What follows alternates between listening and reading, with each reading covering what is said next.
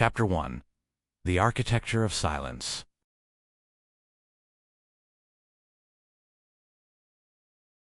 To understand the profound acoustic violence of deep space, we must first understand the cradle from which we came. We must understand that on Earth, true, absolute silence is a physical impossibility. It is a concept that exists only in mathematics and theory, never in human experience. From the moment life first sparked in the primordial oceans, it was immersed in a symphony of vibrations. The world we evolved in is a world of constant, unrelenting mechanical waves. Even in what we consider our most desolate, barren environments, the frozen expanse of the Antarctic Plateau, or the deepest, sunless subterranean caverns, the planet is continuously speaking to us. The atmosphere itself is a fluid, vibrating with the collective, chaotic, kinetic energy of billions of molecules colliding every microsecond. Wind relentlessly shapes the topography of dunes. Tectonic plates grind and shift deep within the mantle, sending low-frequency tremors through the bedrock. The oceans heave and sigh against the continental shelves. Our brains and the intricate biology of our auditory systems evolved within this perpetual acoustic bath. Sound is not merely a mechanism for communication. It is our oldest, most primal, and most reliable tether to reality. Long before our ancestors evolved complex eyes capable of perceiving color and depth, they possessed rudimentary mechanisms to detect vibrations in the water and the earth. Sound was the earliest evolutionary warning system, alerting a creature to the presence of a predator moving in the dark, long before that predator could be seen.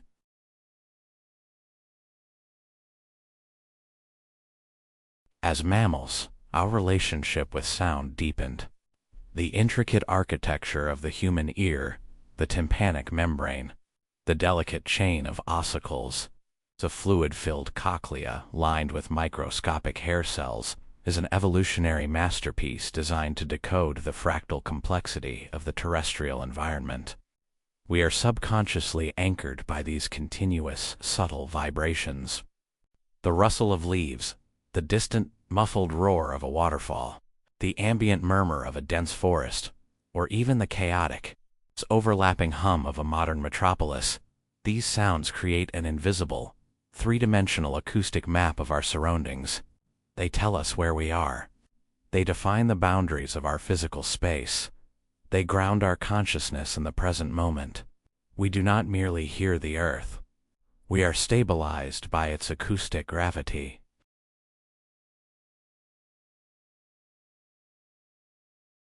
Space, however, is a realm defined entirely by subtraction. It is an absolute, uncompromising acoustic void. It is the ultimate anechoic chamber, scaled to the size of the universe. It is vital to understand that the cosmos is not merely quiet.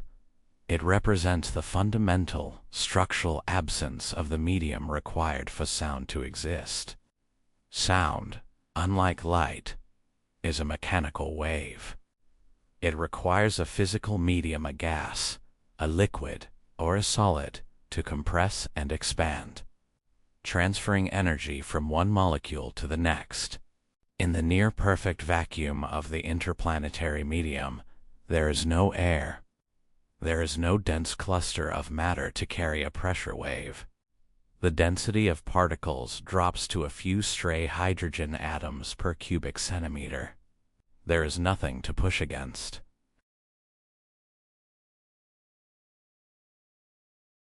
Because of this, the universe is a theater of profound, terrifying contradictions. It is a place of unimaginable kinetic violence, yet it operates in total, chilling muteness. Consider the death of a massive star. When a red supergiant exhausts its nuclear fuel and collapses inward before rebounding in a spectacular supernova, it unleashes the pent-up energy of a billion suns. It is an event that outshines entire galaxies, forging the heavy elements that make up the planets and our very blood, sending shock waves of radiation rippling across light years of space. Yet, if you were to hover in a spacecraft just outside the lethal radiation zone of this apocalyptic detonation, you would hear absolutely nothing.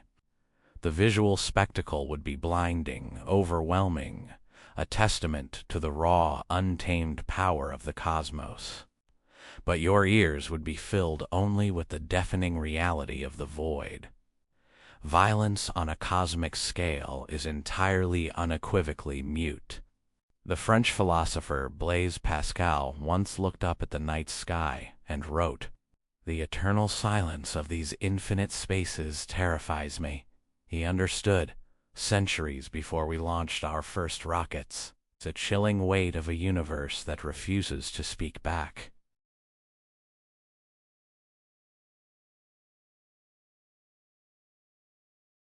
But for an astronaut locked inside a transit vehicle bound for Mars, this external cosmic vacuum creates a deeply unnatural internal reality.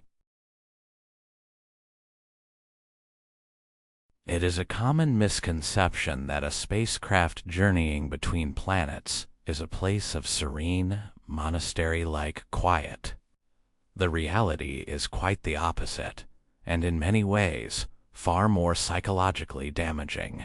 An astronaut is not subjected to the pure, absolute silence of the cosmos directly. Doing so would require opening the airlock, leading to explosive decompression and an instantaneous, violent death. Instead, they are trapped in a mechanical echo chamber, suspended within a fragile bubble of pressurized atmosphere.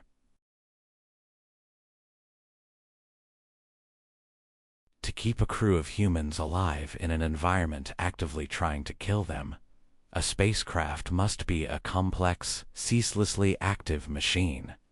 The life support systems, the massive ventilation fans circulating oxygen to prevent suffocating pockets of carbon dioxide from forming in microgravity, the intricate water reclamation systems aggressively filtering moisture from the air and from human waste, the thermal control pumps pushing coolant through miles of piping must run without pause.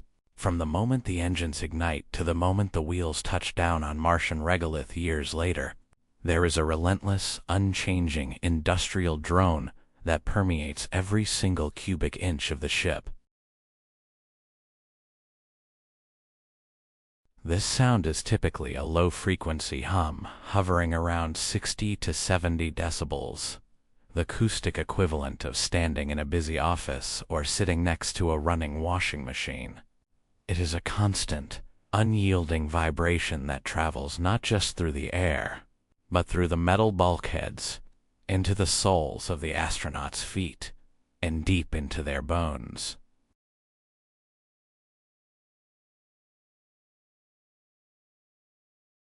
Yet the human brain is a highly adaptable organ, equipped with a remarkable ability to filter out constant, unthreatening sensory input.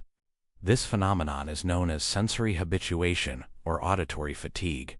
When a sound remains entirely static, lacking any variation in pitch, rhythm, or intensity, the brain eventually categorizes it as a relevant background noise and actively ceases to register it on a conscious level. Within weeks of emission, the omnipresent roar of the ventilation fans and the whir of the water pumps fade into the subconscious. The crew simply stops hearing the ship.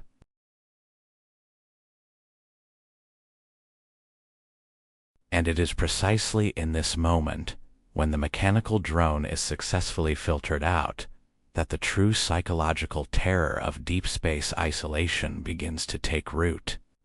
Because when the brain tunes out the ship, what remains is the horrifying awareness of the absolute nothingness waiting just millimeters beyond the bulkhead. By filtering out the only external sound available, the astronaut inadvertently simulates the effects of an anechoic chamber. On Earth, scientists build these chambers to test audio equipment or conduct neurological research. They are rooms lined with deep wedges of fiberglass acoustic paneling, designed to absorb 99.99% of all sound. They are the quietest places on the planet.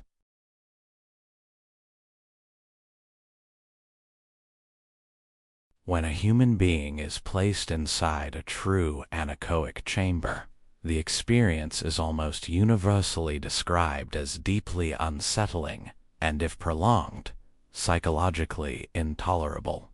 Without the ambient acoustic reflections that tell our brains we exist in a physical space, the auditory system, desperate for input, radically increases its internal sensitivity to compensate.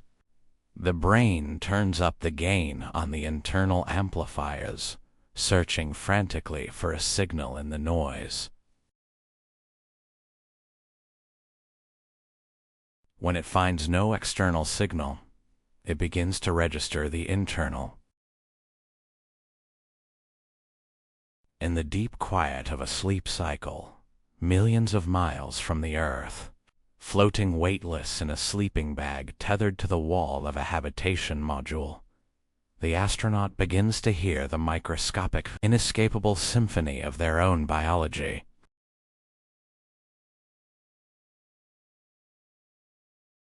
The rhythmic, heavy thud of your own heart ceases to be a subtle sensation in your chest.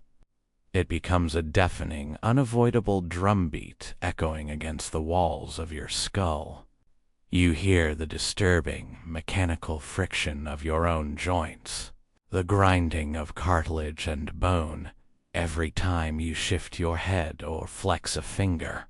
You hear the high-pitched, rushing hiss of oxygenated blood surging through your carotid arteries, a fluid dynamic roar located just inches from your inner ear. You hear the wet, churning peristalsis of your own digestive tract.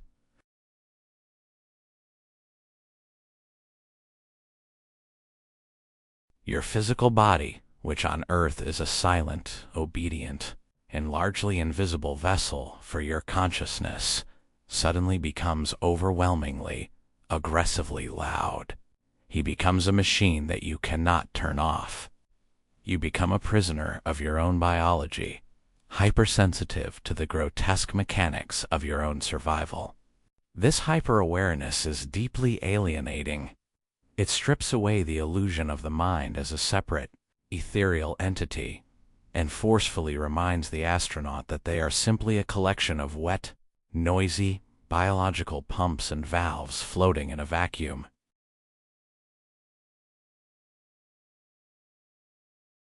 But the true, fatal danger of this architectural silence is not merely physiological discomfort. It is existential. It is the slow, grinding erosion of sanity itself. To understand why, we must delve into the neuroscience of sensory deprivation. The human brain is an inference engine. It spends its existence predicting the state of the world based on the sensory data it receives, and it constantly updates those predictions based on new information. Sound, in its unpredictable, chaotic, earthly forms, serves as a crucial reality check. It constantly pulls our attention outward. The sudden bark of a dog, the roar of an airplane overhead, the cadence of a human voice, these sounds interrupt our internal monologues. They force us to engage with the present moment, to process external events, and to reaffirm the boundary between our internal thoughts and the objective, external universe.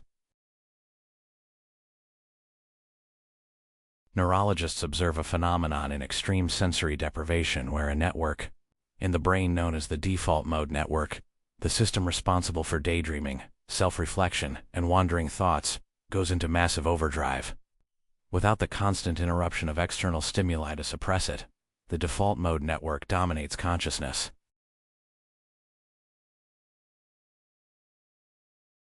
The mind, fundamentally starved of the complex, varied nourishment of the terrestrial soundscape, begins to desperately generate its own reality. It begins to hallucinate. At first, it might be subtle. An astronaut might hear the faint phantom ring of a telephone that hasn't existed for decades. They might hear the muffled sound of a door closing in a ship where there are only hatches. They might hear a whisper of their own name, spoken by a voice they left behind on Earth. The auditory cortex, lacking real data, reaches into the archives of memory and begins playing back disjointed fragments, projecting them onto the blank canvas of the silent ship. As the months drag on, traversing the immense, dark gulf between the planets, these phantom sounds can become terrifyingly vivid.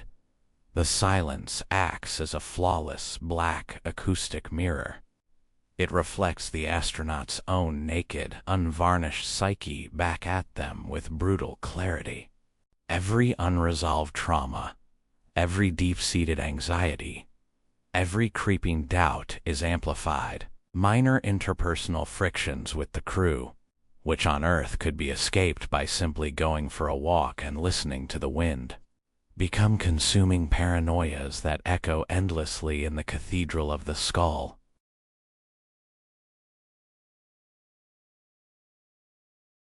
Memories of Earth take on a dangerous, heartbreaking intensity. The memory of the sound of rain hitting a tin roof, the crash of ocean waves against a shoreline, the chaotic, overlapping voices of a crowded restaurant. These auditory memories become objects of intense, agonizing longing. They create a deep, phantom nostalgia for a world that the astronaut can no longer touch, a world that feels increasingly like a dream. The silence of space makes the memory of Earth physically painful.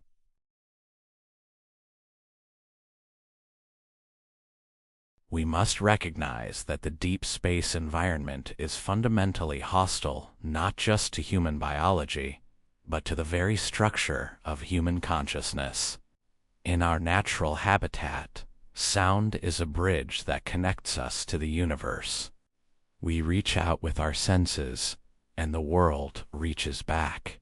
We speak, and the environment answers with echoes and reverberations.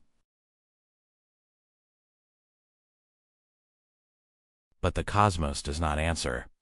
You can scream into the void of the interplanetary medium, and the energy of your voice will simply dissipate into nothingness, traveling barely a few inches before dying completely. The void absorbs everything and returns absolutely nothing. It is a one-way street of entropy.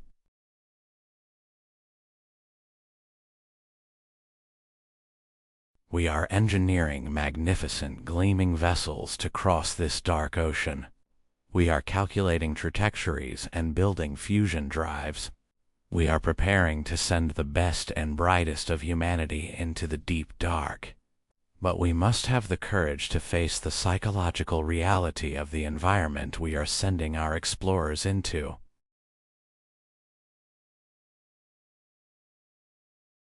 We are sending them into an environment where, for 3 unbroken, agonizing years, they will be stripped of the acoustic gravity that has anchored our species since the dawn of time. An environment where the mind is forced into a terrifying, unyielding confrontation with itself. We are sending them into an architecture of silence so absolute, so indifferent, that the loudest, most persistent, and ultimately most dangerous sound they will ever hear is the inescapable, deafening echo of their own minds.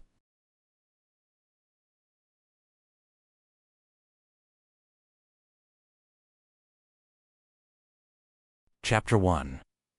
the biological anchor.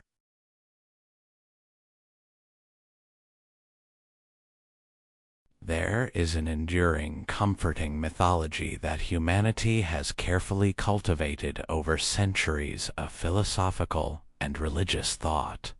It is the belief in the duality of our existence, the idea that the mind, the soul, the consciousness, is somehow fundamentally separate from the flesh that carries it. We like to imagine that our intellect is an ethereal spark, an independent entity sitting at the controls of a biological machine. We speak of the human spirit as a force capable of transcending physical limitations, of reaching across the cold, indifferent light years through sheer force of will, curiosity, and mathematical brilliance. In our stories of space exploration, the mind is the ultimate, unbreakable conqueror. But when we step out of the realm of philosophy and into the cold, unforgiving light of neurobiology, this romantic duality reveals itself as a dangerous, even fatal, illusion.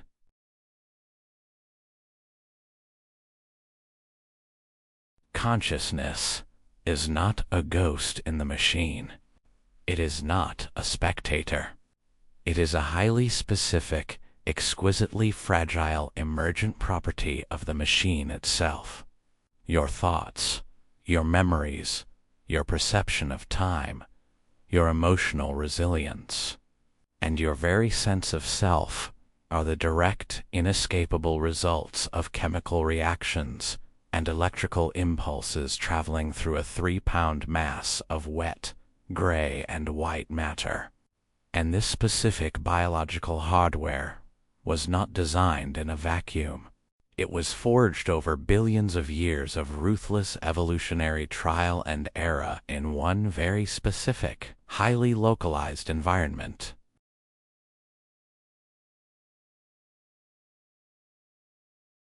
We're not merely inhabitants of the Earth. We are its direct biological expressions. Every cell in our bodies, every microscopic architecture of our neural pathways is implicitly and irrevocably anchored to the physics of this planet.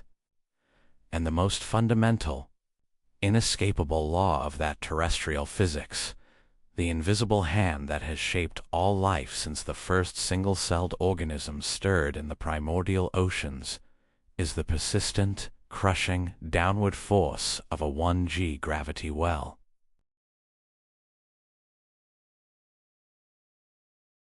Gravity is not just a force that keeps our feet tethered to the dirt. It is the foundational coordinate system for our entire perception of reality.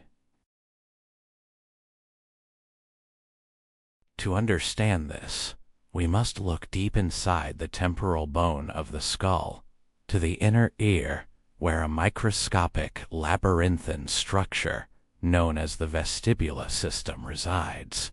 This is our biological gyroscope. It consists of 3 fluid-filled semicircular canals, oriented in 3 dimensions, and 2 sac-like structures called the utricle and the saccule. Inside these sacs are thousands of microscopic hair cells, topped with tiny dense crystals of calcium carbonate called otoliths.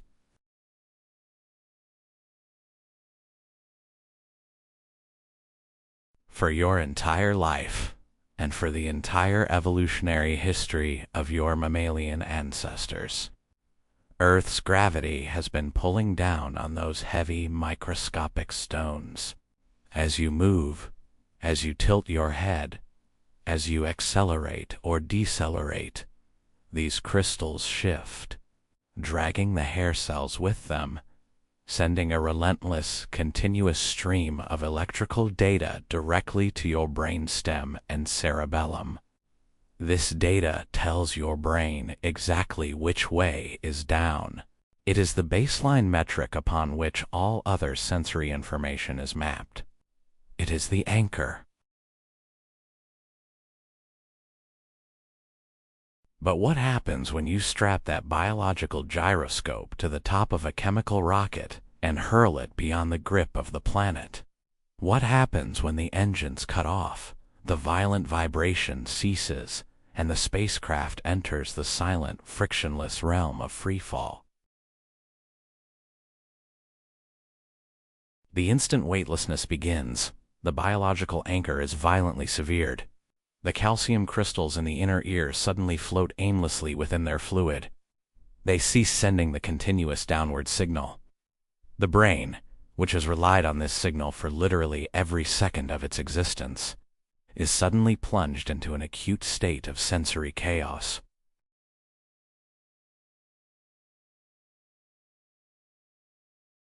It receives visual information from the eyes, indicating that the astronaut is inside a room, perhaps floating upside down relative to a control panel. But the vestibular system is screaming that direction no longer exists.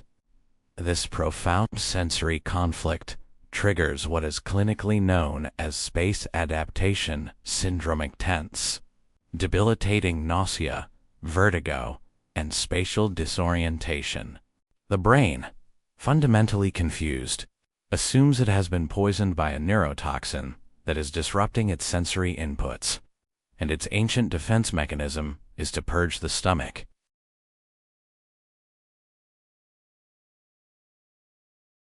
But this initial violent rebellion of the inner ear is merely the first, most obvious symptom of a much deeper, more insidious biological crisis. The true danger of weightlessness lies not in the temporary confusion of the senses, but in the catastrophic failure of the body's internal fluid dynamics.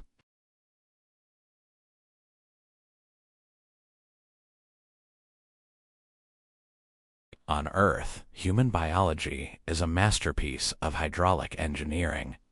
From the moment we first stood upright on the African savanna, our cardiovascular system has been engaged in a perpetual, exhausting war against gravity.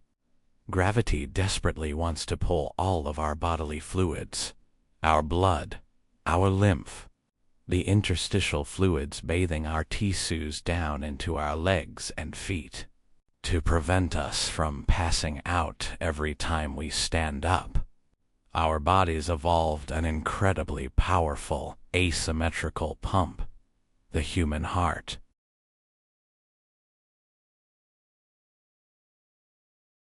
The left ventricle of the heart is thick and heavily muscled, designed to generate massive hydrostatic pressure, firing oxygenated blood upward against the relentless 9.8 meters per second squared to keep the brain irrigated and conscious. Simultaneously, the veins in our legs are equipped with a series of intricate one-way valves, and our leg muscles act as secondary pumps, squeezing the blood back up toward the torso. Our entire circulatory system is violently biased to push fluid upward.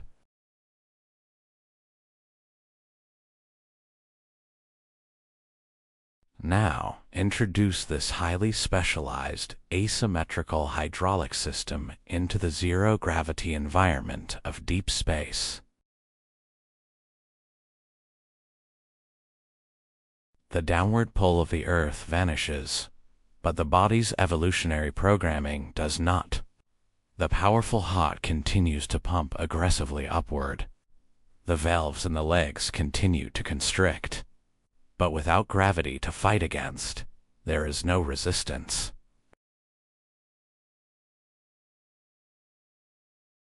The result is an immediate, massive, and traumatic physiological event known in aerospace medicine as the cephalad fluid shift. Within hours of entering microgravity, up to 2 liters of fluid blood, plasma, and lymph migrate violently out of the lower extremities and pooled heavily in the upper torso, the neck, and most critically, the head.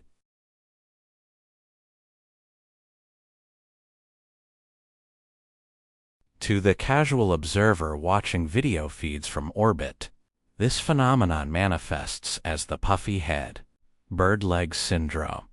The astronauts' faces become swollen and red, their neck veins bulged, while their legs lose volume and become strikingly thin. It looks slightly comical, but inside the dark sealed vault of the human skull, the reality is clinical, terrifying, and profoundly destructive.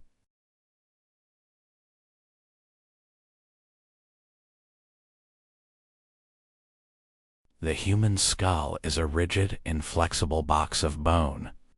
It is designed to hold exactly three things: brain tissue, blood, and cerebrospinal fluid.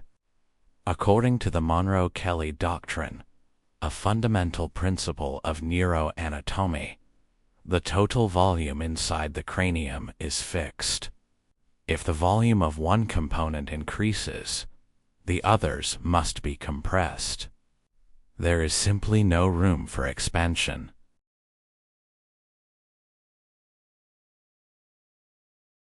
As the cephalad fluid shift forces liters of extra blood and interstitial fluid into the head, the veins in the neck become engorged.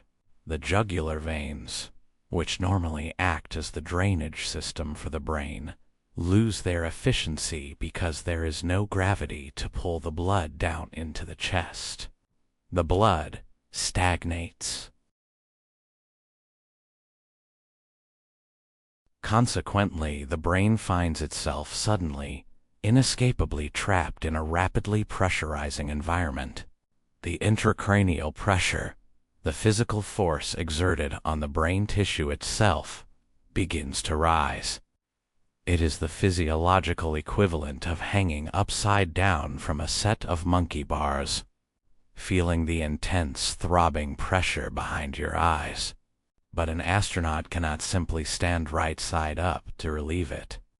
They must endure this relentless hydrostatic crushing for months, or, in the case of a Mars mission, for years.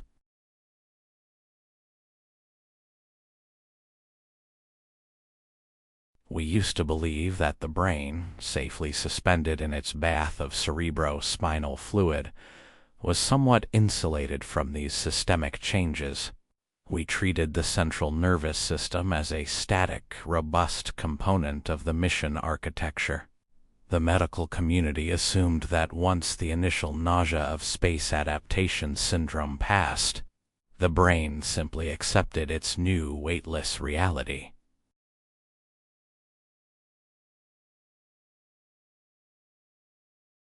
We were catastrophically wrong. Over the past decade, researchers have begun subjecting astronauts returning from long-duration missions aboard the International Space Station to high-resolution, post-flight functional MRI scans. The images that emerged from these machines sent a cold shockwave through the aerospace medical community. The data revealed a disturbing, undeniable truth. The brain does not simply adapt to deep space. It physically, structurally deforms.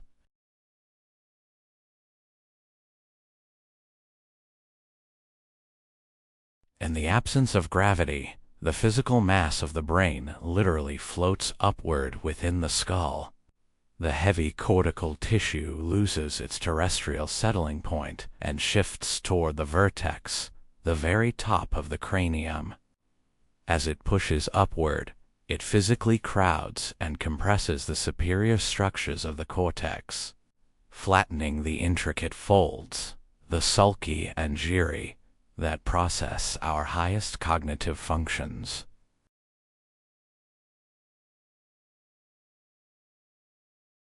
But the most profound and alarming anatomical changes occur deep within the center of the brain, within the ventricular system. The ventricles are four interconnected, fluid-filled cavities located deep inside the brain matter. They act as the manufacturing centers and reservoirs for cerebrospinal fluid, the clear liquid that cushions the brain and clears away metabolic waste. On Earth, gravity helps this fluid circulate down the spinal canal and get reabsorbed into the bloodstream.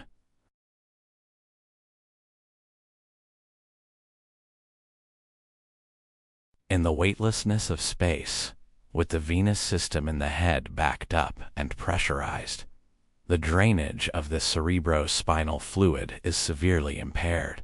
The fluid has nowhere to go. It begins to accumulate.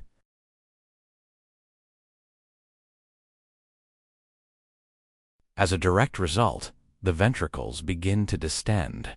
They swell, expanding outward into the surrounding brain tissue like balloons inflating inside a closed box.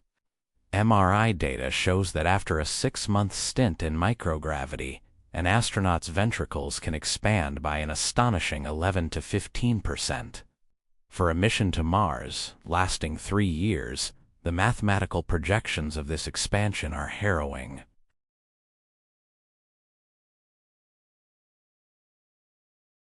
This expansion is not a harmless, temporary fluctuation. It is a violent structural intrusion. As the swollen ventricles push outward, they exert immense mechanical pressure on the surrounding white matter tracts. White matter is the brain's vital infrastructure.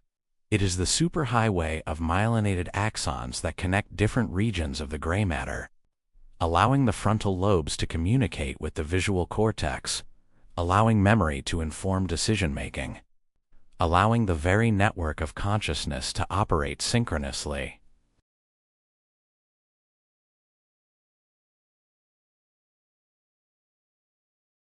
When these white matter tracts are subjected to persistent mechanical compression by the expanding ventricles, their structural integrity is compromised.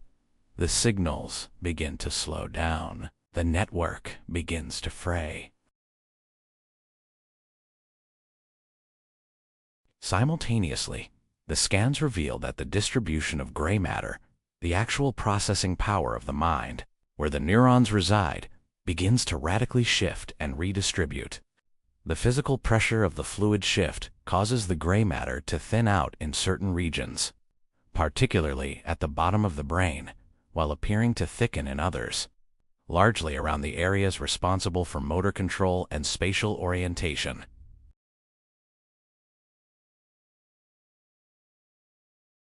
The brain, trapped in a physics environment it cannot comprehend, is frantically trying to neuroplastically rewire itself. It is desperately attempting to build a new map of a world where up and down no longer exist. But in its desperate reallocation of resources, under the constant duress of intracranial pressure, it begins to sacrifice its most sophisticated, delicate functions.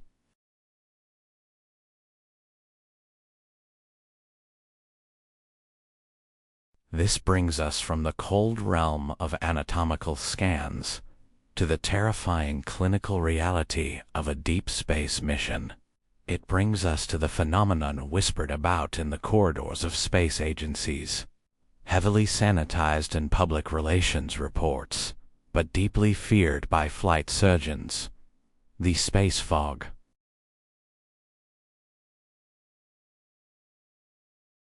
In our popular narratives, the astronaut is the ultimate hyper-competent archetype.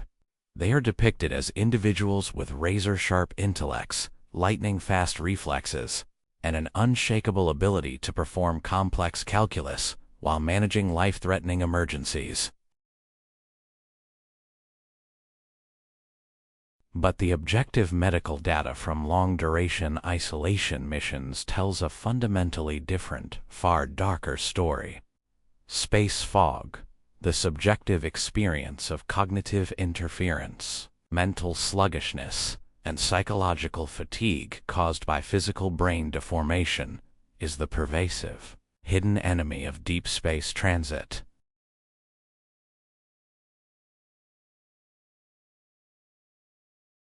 Imagine, for a moment, the immense cognitive load required to pilot a transit vehicle millions of miles from Earth.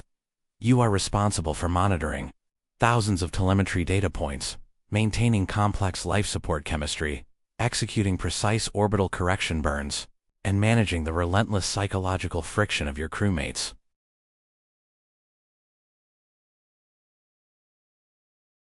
Now imagine attempting to do all of that while suffering from a persistent, unrelenting low-grade concussion that lasts for 3 years. That is the clinical reality of the pressurized brain. As the cerebrospinal fluid expands the ventricles and the blood pools in the skull, pressing against the intricate structures of the frontal lobes, the executive functions of the brain begin to visibly degrade.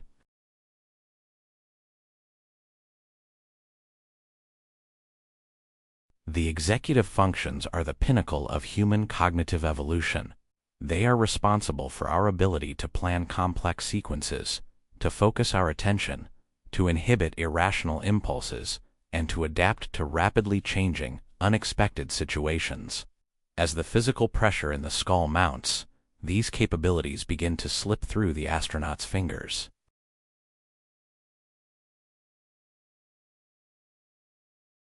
Reaction times, which must be instantaneous to handle explosive decompression or a sudden fire in a sealed oxygen environment, begin to drastically slow down. The neural pathways, compressed by fluid, simply cannot transmit the signals fast enough. The crisp, decisive decision-making that characterized the astronaut on Earth becomes sluggish, hesitant, and clouded by an inescapable lethargy.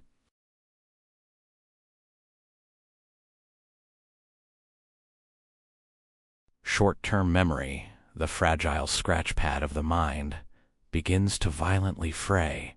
An astronaut might find themselves floating in front of a complex control panel, staring at an array of switches, only to suddenly realize they have completely forgotten the sequence of commands they have practiced thousands of times in simulators on Earth. They might read a vital piece of telemetry data, turn away to input a command, and realize the number has simply vanished from their mind.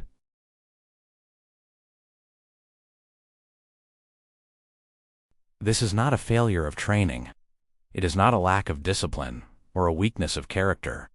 It is a catastrophic physical failure of the hardware. The astronaut's brain is struggling to process the present moment, to hold on to memories, to execute logical sequences, precisely because it is too busy expending its finite resources managing the profound physiological trauma of the void. The brain is fighting a silent, desperate war against its own internal fluids, and the casualty of that war is the sharpness of human consciousness.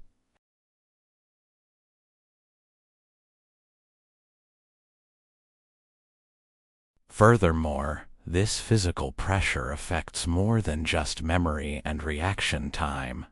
It alters the very emotional architecture of the individual.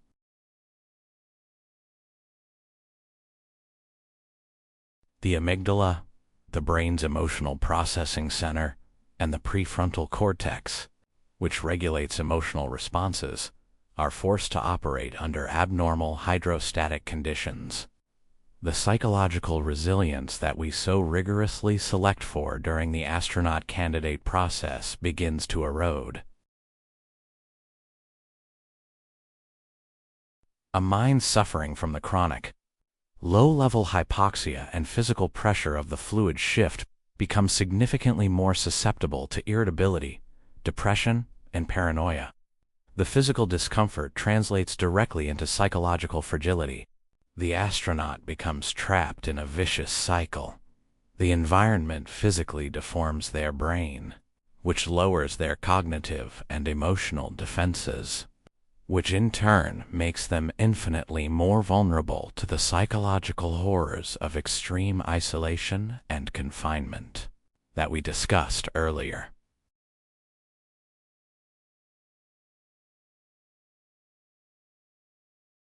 There is a profound, creeping melancholia inherent in this biological reality.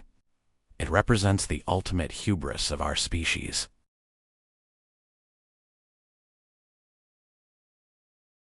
We spend billions of dollars and decades of research designing the most robust, impenetrable, radiation-hardened spacecraft in human history. We engineer life support systems with triple redundancies. We select the absolute best of us, the most psychologically resilient, intellectually gifted, physically perfect specimens of humanity.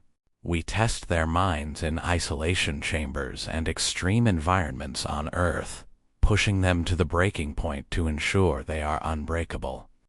We tell ourselves that human willpower can overcome any obstacle.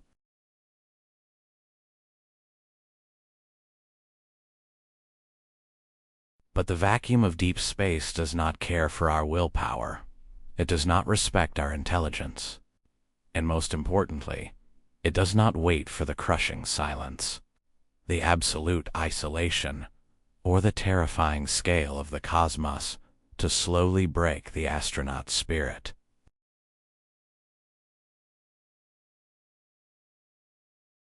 It goes for the physical container first.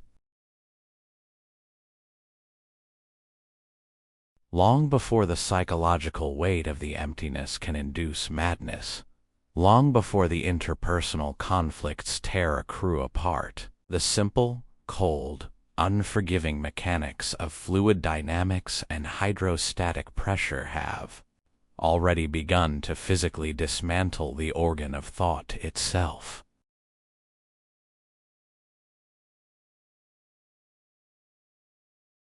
Before the mind can wander into the dark, the physical architecture of the brain must fail. We are attempting to conquer the infinite, frictionless expanse of the universe with an organ that was explicitly designed, through millions of years of bloodshed and evolution, to function solely in the mud, the gravity, and the atmospheric pressure of a single specific rock.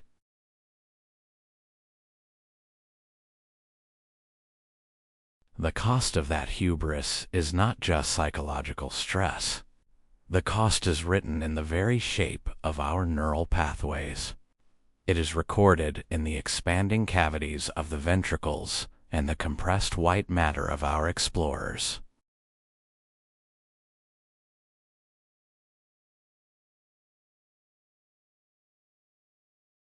We are sailing into the great dark abyss, convinced of our own invincibility, but we are doing so with a biological compass that is slowly, inevitably being crushed by the physical weight of the emptiness it was never meant to measure.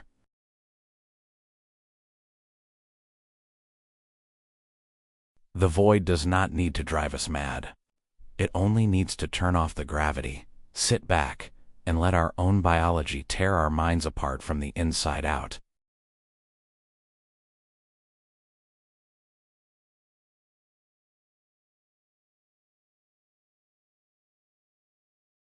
Chapter 2: The Psychological Crucible.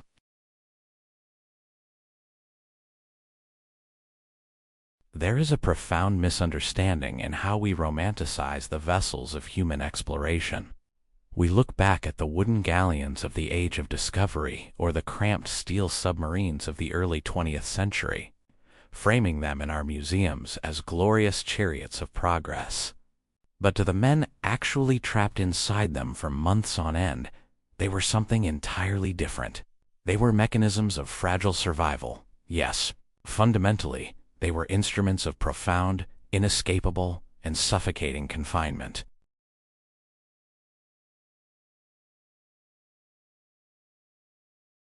A deep space transit vehicle, the kind required to ferry human beings across the vast, irradiated gulf to Mars, will undoubtedly be the most sophisticated machine ever constructed. It will be a triumph of closed-loop life support and a testament to the pinnacle of propulsion. We will look at it on the launch pad and see a monument to human genius.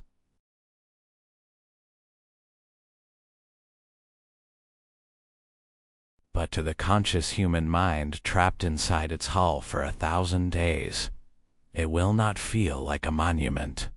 It will feel like a high-tech, hermetically sealed, titanium-lined prison from which there is absolutely no possibility of peril. no chance of escape, and no courtyard in which to exercise.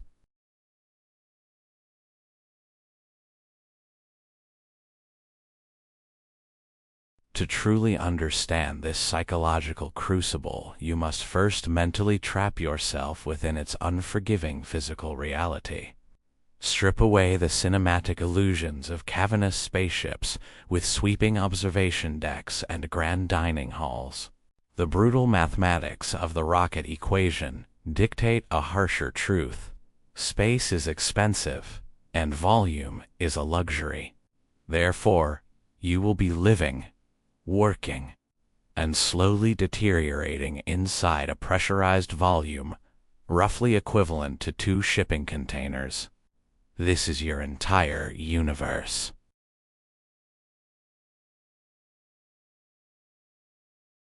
There is no outside, on Earth, even in a maximum security prison cell or a remote research station. The conceptual knowledge of an outside world acts as a psychological pressure release valve. In a Mars transit vehicle, that valve is welded shut. The boundary of your existence is defined by a few millimeters of aerospace-grade aluminum. Beyond that thin skin is an irradiated vacuum that will violently end your existence in a fraction of a second should it ever be breached. The environment actively and perpetually wants you dead.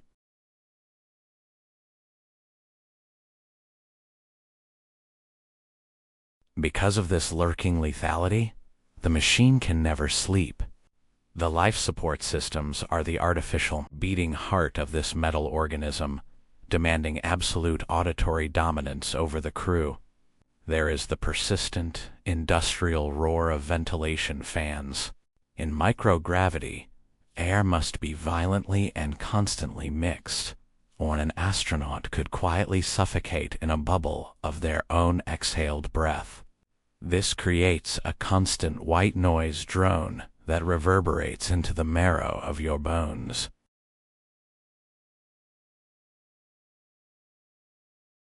Layered beneath that roar is the mechanical thud of water reclamation pumps. These are the vital kidneys of the ship, endlessly boiling the crew's urine and sweat back into drinking water. The machinery chatters and clanks without pause.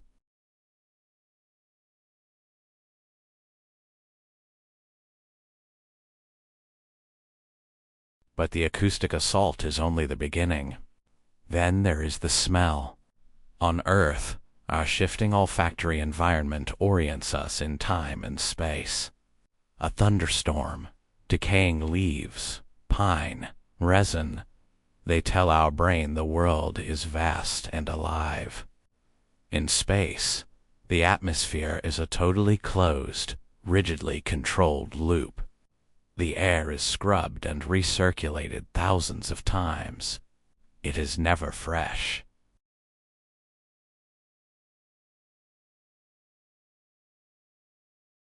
Over the course of months, a distinct, inescapable odor settles over the ship.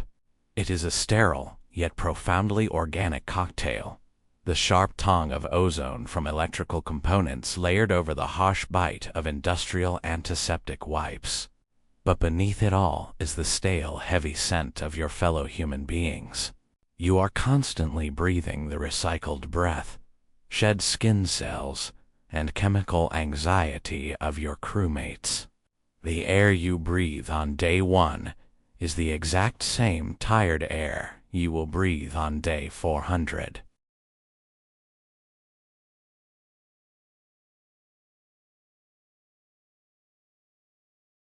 This brutal confinement and sensory stagnation staged the first great silent attrition of the mission. Profound sensory deprivation. The human brain is a metabolically expensive prediction engine that evolved to survive in a chaotic biosphere. We are neurochemically addicted to the new. Fleeing shadows, shifting clouds, changing weather. These keep neural pathways active and consciousness anchored.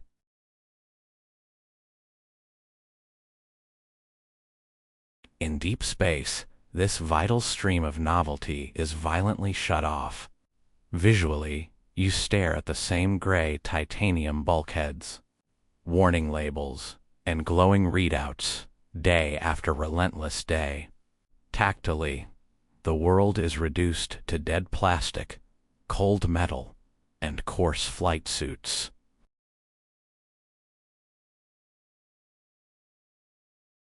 When systematically starved of this sensory input, the brain panics. Desperate to justify its metabolic existence, it devours itself. Astronauts in extreme isolation hallucinate movement in static shadows and hear voices in the ventilation fans. This starvation induces a heavy, suffocating psychological lethargy. The mind literally shrinks to the dimensions of its container. The astronaut becomes a ghost haunting their own skull.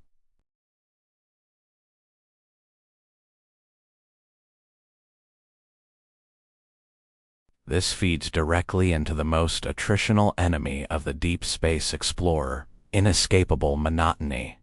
On Earth, our psychological architecture is built upon change. Sunrises, seasons, and weekends organize our goals and tell us time is passing. In the crushing void, Chronos is completely untethered.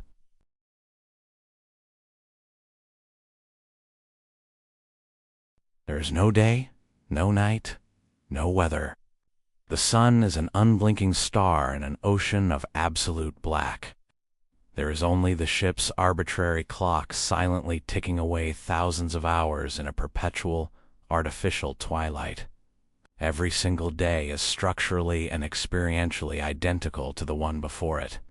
You wake in the same sleeping bag, eat the same processed food from silver pouches, perform the same mind-numbing maintenance, and strain against the same exercised bungee cords just to keep your skeleton from dissolving.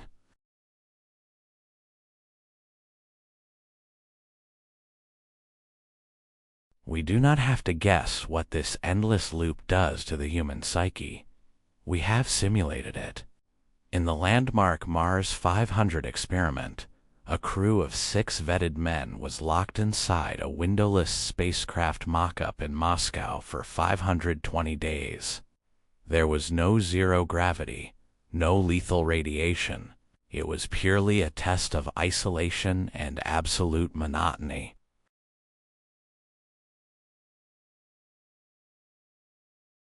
The results remain deeply chilling. The crew did not maintain military discipline or scientific curiosity. They succumbed to overwhelming, toxic boredom. Their sleep cycles decoupled from the 24-hour clock, spiraling into debilitating insomnia and hypersomnia. They became profoundly lethargic, spending massive portions of their days simply lying in bunks, staring blankly at the ceiling. The sheer weight of sameness acted as a cognitive sedative.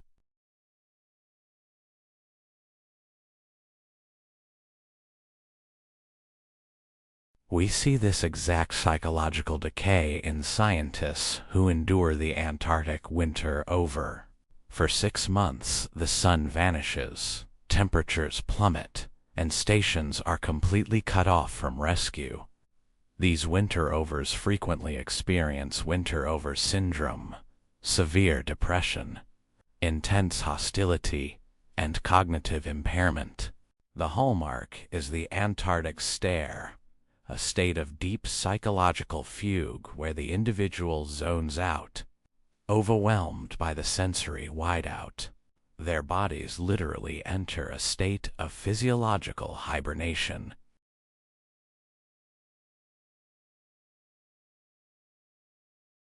Now, multiply that terrestrial lethargy by the inescapable finality of deep space. In Antarctica, you at least have gravity and the knowledge that the sun will return. Adrift in the abyss, there is no sunrise waiting to save you. It is here crews hit the third quarter phenomenon, the danger zone just past the halfway mark. The launch adrenaline is gone, the metal box feels eternal, and the destination is still impossibly far away.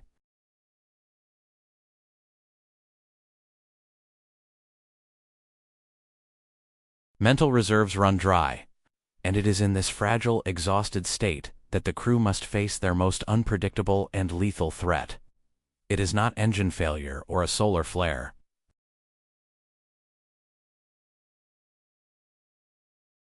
The greatest threat to a deep space crew is each other.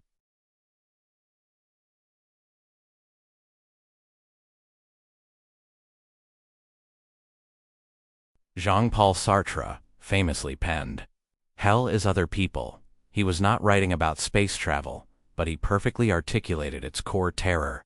On Earth, we manage interpersonal relationships through physical distancing. If you argue with a colleague, you leave the office. We regulate our emotional temperature by retreating into private spaces, using the vastness of the world to dilute friction.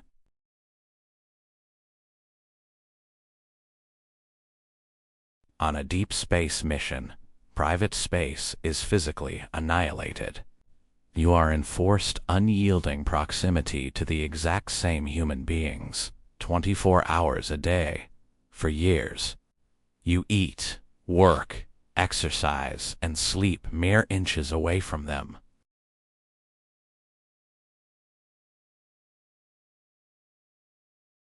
Under the unrelenting pressure of the void, polite social masks crack and fall away. You cannot hide your depression or fake a good mood. Your crewmates see every unvarnished facet of your neuroses, and you see theirs. In this hypercompressed environment, minor annoyances do not fade. They ferment.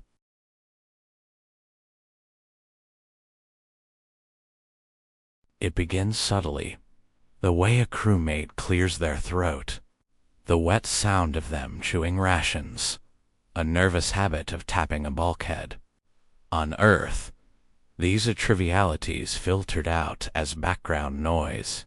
But in a sensory vacuum, the starving mind latches onto them. The sound of chewing echoes in your skull, becoming a physical assault. Minor differences in hygiene or tone of voice can trigger disproportionate, explosive conflicts.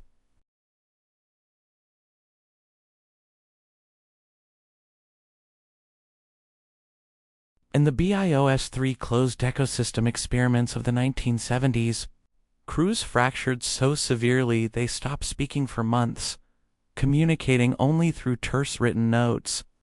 In Antarctic bases, mutinies have nearly occurred over chess games or hoarded condiments.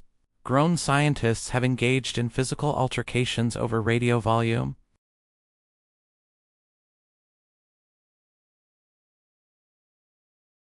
In an Antarctic base, an altercation is dangerous. In a mass transit vehicle hurtling through the vacuum, it is immediate life and death. The spacecraft requires synchronous, flawless operation. If hostility replaces cooperation, if paranoia replaces trust, the mission is doomed.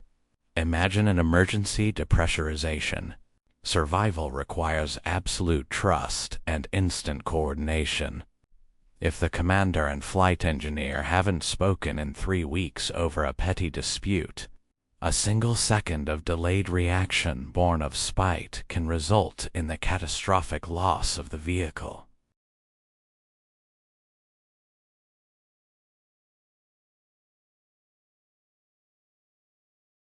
The deep space ship is not merely a vessel. It is a psychological pressure cooker designed to test the ultimate limits of human sanity. It systematically strips away gravity, starves the senses of the natural world, annihilates time, and forces a brutal confrontation with the darkest corners of human nature.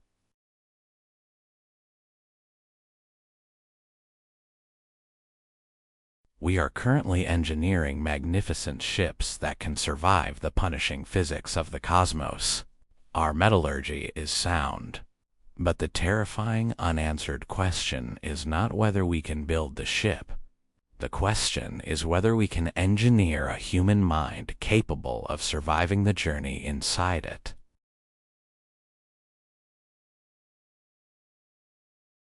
Because long before the physical dangers of the universe strike their fatal blow, The psychological crucible will have already begun its terrible work, fracturing bonds, burning away terrestrial comforts, and leaving only the raw, exposed nerve of human consciousness, suspended entirely alone in the eternal dark.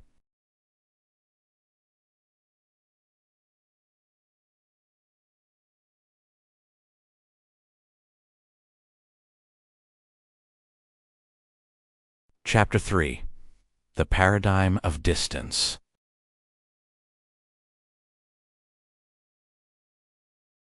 There is a comforting terrestrial illusion that governs how we conceptualize our relationship with the cosmos. We draw an arbitrary line in the upper atmosphere, the Kármán line, and collectively agree that placing metal habitats just beyond the troposphere makes us a spacefaring civilization. We look up at the night sky and believe we have touched the infinite.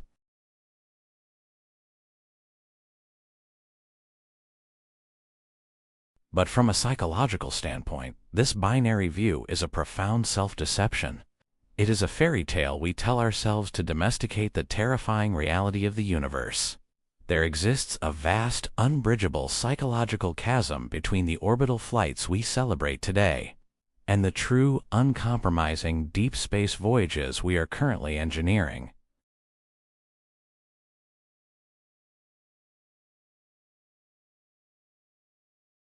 To understand the psychology of the deep dark, we must first shatter the illusion of orbital proximity. Consider the International Space Station. We herald it as our daring outpost in the great unknown, yet it orbits roughly 400 kilometers above us. If the Earth were a classroom globe, the ISS would be hovering a fraction of an inch above its surface.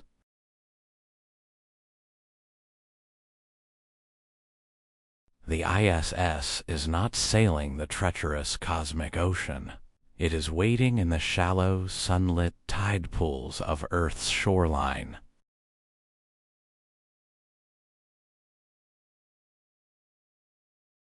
Because of this physical reality, the psychological experience of an ISS astronaut is inextricably tethered to the mother world. When they look out the cupola, they do not see the monolithic void of the universe. They see home. The Earth fills their visual field, a massive, violently alive sphere. They track hurricanes and see the illuminated spiderwebs of human cities at night. They are presented with undeniable proof of billions of human lives unfolding just below their feet.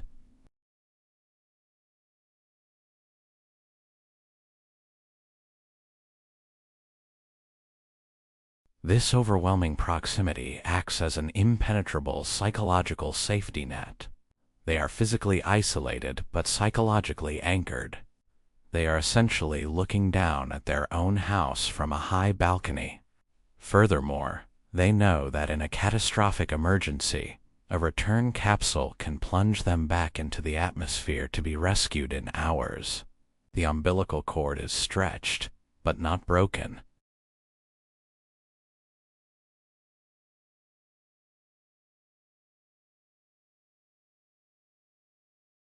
To understand the journey to Mars, we must violently tear that safety net away. We must examine the psychological paradigm of true, unmitigated distance.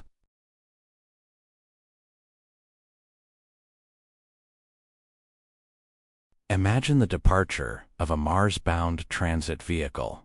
As the ship breaks, the gravitational cradle of Earth, moving tens of thousands of miles per hour into the void.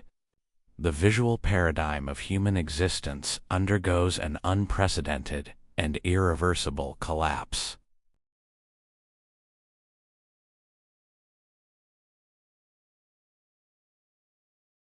Over the first few weeks, the crew watches from the observation viewport as the absolute center of their reality, ruthlessly shrinks. First, it becomes a large marble. Then, the size of a baseball. Finally, a profound threshold is crossed. The Earth loses its spherical geometry. The vibrant biosphere dissolves into a single uniform point of light.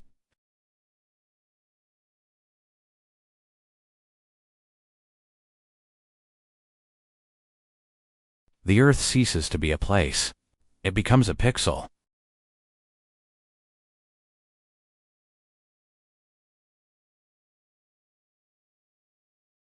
As Carl Sagan famously observed, it is reduced to a pale blue dot to a scientist on Earth.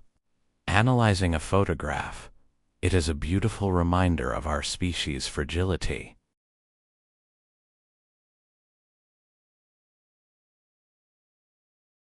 But for an astronaut locked inside a titanium cylinder, watching their home world, the sum total of human history and personal memory shrink until it is indistinguishable from the cold, dead stars. The experience will not be poetic. It will be pure, existential terror.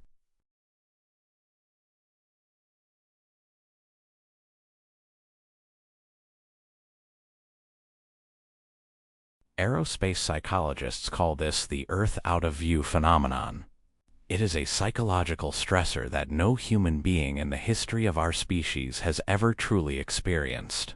Even the Apollo astronauts never lost sight of the Earth as a massive, glowing globe in their sky.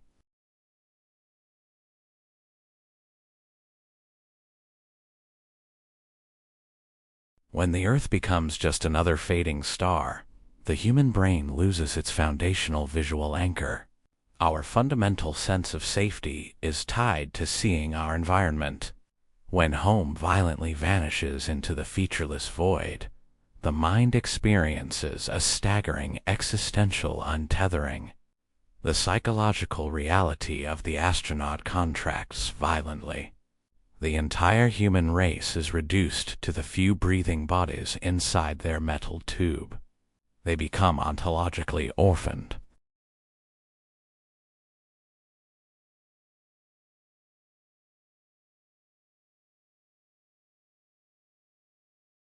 But the fading of the pale blue dot is only the aesthetic phase of this exile. The true, insurmountable wall that separates deep space from orbital flight is not made of distance or vacuum or radiation. It is a wall made of time.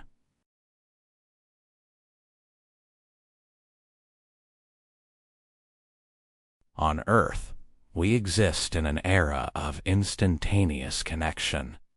Our entire psychological infrastructure is built upon the expectation of immediate, synchronous response. In low Earth orbit, this paradigm holds true. Astronauts banter with mission control in real time.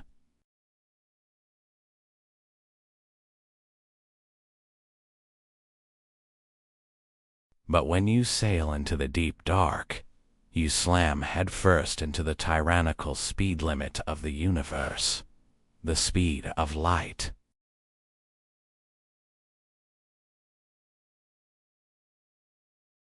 As the distance to Mars expands to hundreds of millions of miles, a delay creeps into the communication feed.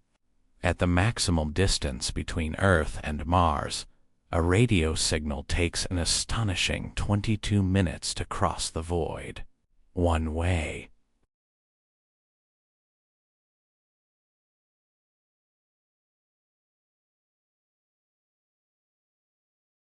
This cold physical reality dictates a devastating psychological consequence, the absolute, agonizing death of the human conversation.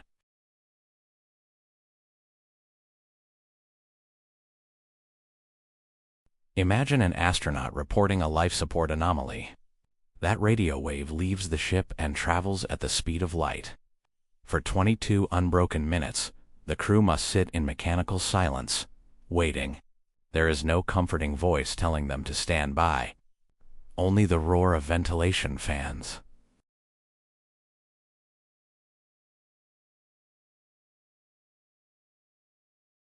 "22 minutes later, Houston hears the message, formulates a reply, and transmits it back.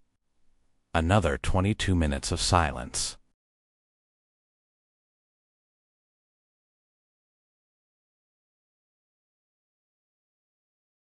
For the trapped crew, 44 minutes have passed since they asked a simple question.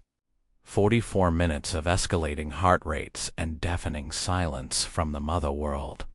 You cannot have a human conversation with a 44-minute pause. Communication becomes a cold, asynchronous exchange of data. The crew realizes they are sending voicemails into the deep past and receiving instructions from the future.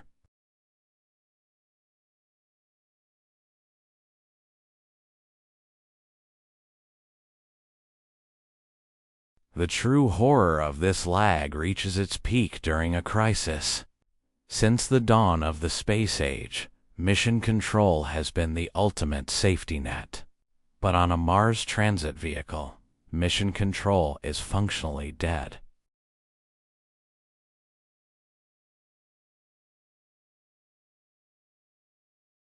Imagine a micrometeoroid puncturing a coolant line, or an electrical fire breaking out.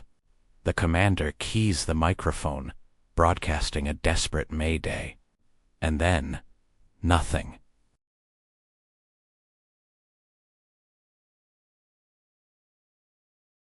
The crew realizes, in a wave of cold terror, that they must fight the fire and save their own lives in absolute isolation. 22 minutes later, long after the outcome has been decided, whether the crew miraculously survived or asphyxiated in the dark, the telemetry finally reaches Earth. Engineers in Houston will watch the red warning lights flash, but they are watching a ghost. They are listening to a tragedy that has already happened. They are mathematically powerless to intervene.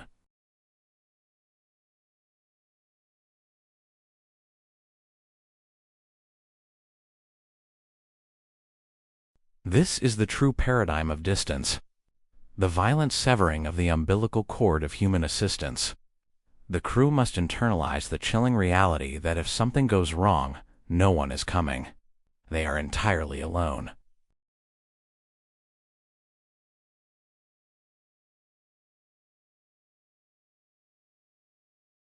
This physical distance and temporal isolation act as a catalyst for a deeply unsettling psychological phenomenon, the break-off effect.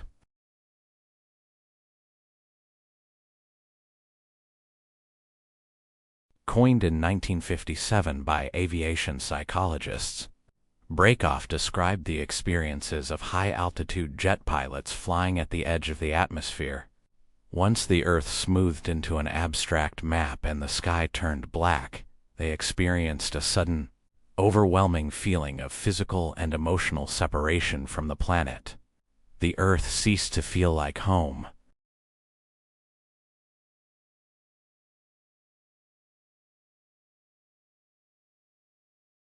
Reactions were polarized. Some felt godlike euphoria. Others experienced an overwhelming, paralyzing terror, cosmic loneliness that induced severe panic attacks. They felt the psychological thread connecting their soul to the planet had violently snapped.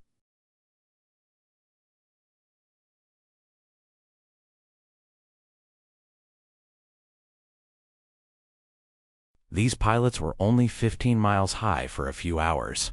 Now, we must attempt the horrifying mental arithmetic of scaling the break-off effect to a 3-year voyage, 250 million miles away.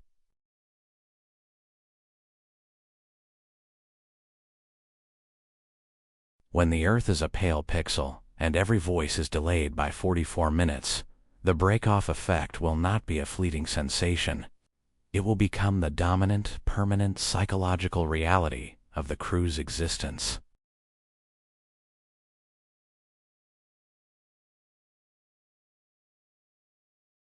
This is not homesickness. It is an ontological shift, a fundamental rewriting of their identity. As months drag on, the anchor to Earth decays. News of terrestrial politics or stock markets will feel absurd and meaningless to an astronaut struggling to survive a solar flare.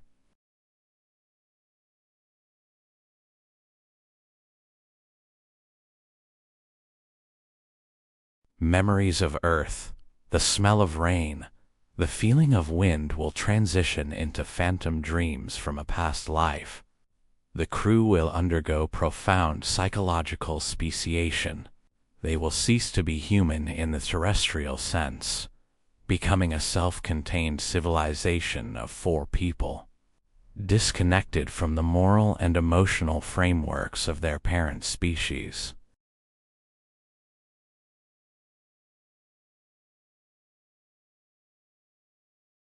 This total detachment is exceptionally dangerous. The human moral compass is calibrated by society. When you sever an individual from that culture entirely, the rules begin to blur. If a violent conflict arises, or a crew member suffers a psychotic break, terrestrial protocols evaporate. The crew is operating in an absolute ethical vacuum. They are their own police, judges, and executioners.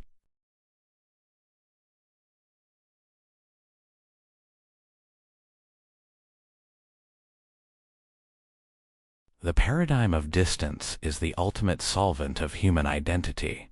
It violently forces the human mind to confront the terrifying scale of the cosmos and its own profoundly fragile place within it.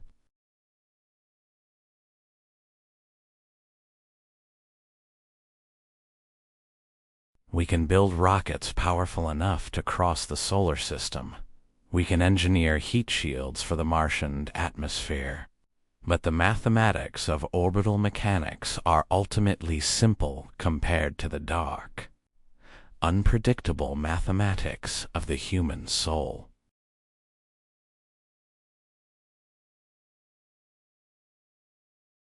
When we finally launch our explorers into the deep dark, we are sending them headlong into a psychological abyss, hoping the invisible tether of human consciousness will not snap under the unimaginable weight of the distance.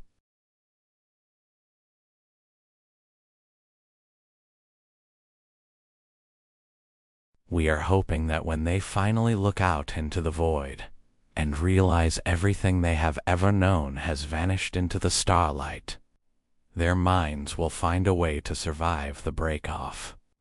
We are hoping they will not simply fade into the dark, lost forever to the terrible paradigm of the distance.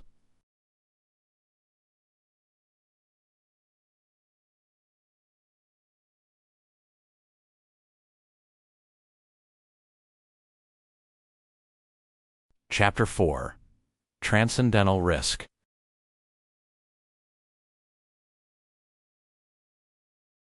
Up to this point in our descent, we have examined the physical deformation of the human brain under the crushing invisible mechanics of zero gravity. We have looked at the attritional warfare of confinement and the violent severing of the temporal umbilical cord. But now, we must cross a far more terrifying, almost mystical threshold.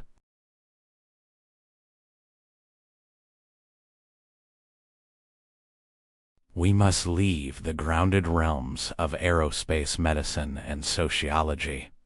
We must step into the pure, unadulterated, and profoundly dark waters of clinical psychiatry and existential philosophy. We must ask a question that strikes at the very core of what it means to be a conscious entity. What exactly is reality?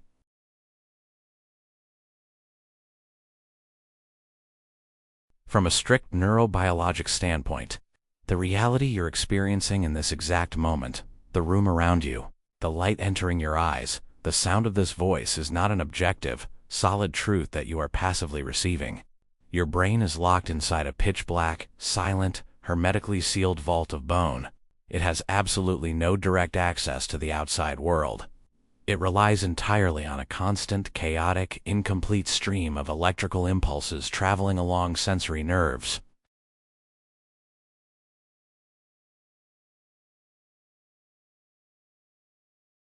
The human brain is a magnificent, relentless, desperate simulation engine. It takes this noisy electrical data and uses it to hallucinate a coherent, three-dimensional, colorful, and sonically rich model of the world. Sanity, therefore, is not the absence of hallucinations. Sanity is simply a hallucination that happens to be firmly tethered to, and constantly corrected by, external sensory input. You are hallucinating reality right now, but your terrestrial environment is keeping that hallucination accurate.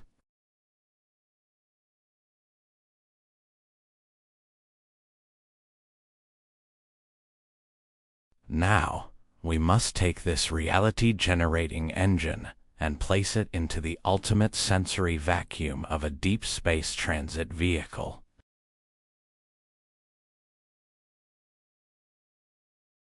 When the external world goes completely, permanently silent, when the visual field is violently reduced to a static gray bulkhead and a viewport staring into an absolute void, the brain's reality engine does not simply power down and wait for the journey to end. It is biologically compelled to generate a narrative.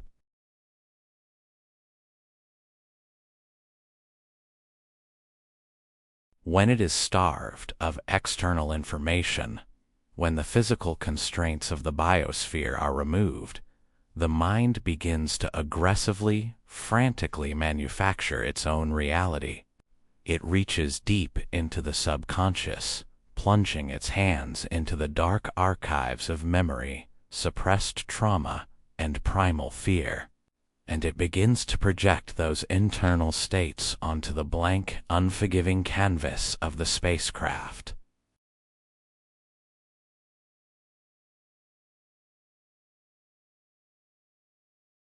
In the crushing monolithic isolation of the void, the astronaut does not merely lose touch with reality. They begin to create a new one, and this new reality is rarely benign. It is a slow, methodical descent into a highly specific, environmentally induced psychosis.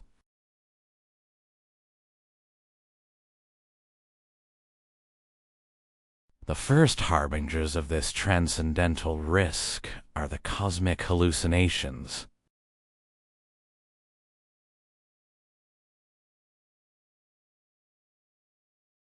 These do not begin as psychological breaks, but as brutal physical intrusions of the universe directly into the nervous system. Since the Apollo missions, astronauts have whispered about a terrifying phenomenon: flashes of brilliant, blinding light, streaks of neon, and exploding stars appearing in their visual field, even when their eyes are tightly shut in a completely dark cabin.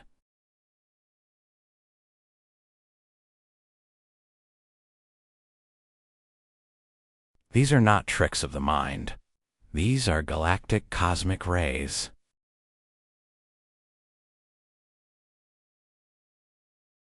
The deep interplanetary medium is flooded with high energy. Heavy ions atomic nuclei stripped of their electrons, ejected from the violent apocalyptic deaths of massive stars. These supernovas detonated millions of years ago across the galaxy, and their shrapnel is still crossing the void at near the speed of light.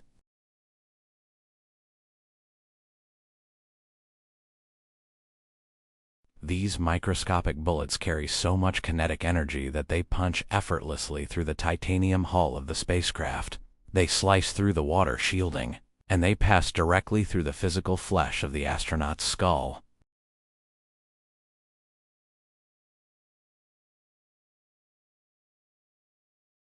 When one of these heavy, charged particles strikes the vitreous humor, the clear, gelatinous fluid inside the human eye, it travels faster than the speed of light in that specific medium. This physical impossibility creates a microscopic sonic boom of light, a phenomenon known in quantum physics as Cherenkov radiation. The retina registers this microscopic nuclear event as a brilliant, blinding flash inside the eyeball itself.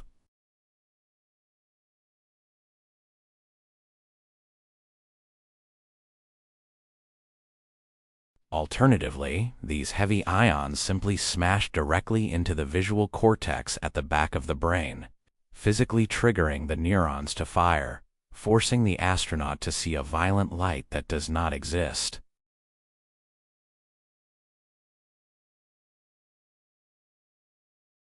Imagine the psychological toll of this reality. You are trying to sleep in a metal tube, hundreds of millions of miles from the world that made you. You close your eyes to find peace, but the universe refuses to let you rest. The ghosts of dead stars are literally shooting through your brain, detonating behind your eyelids, creating a terrifying, silent, internal lightning storm. The cosmos is physically, violently violating the sanctity of your own mind. It is a constant, inescapable, neurological reminder that you are suspended in a hostile, radioactive shooting gallery.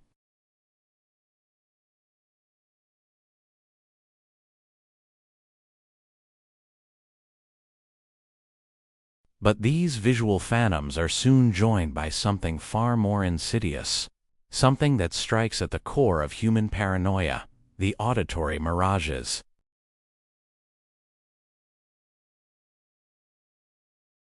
The ship, as we established, is filled with the relentless, monotonous white noise of ventilation fans and life support machinery.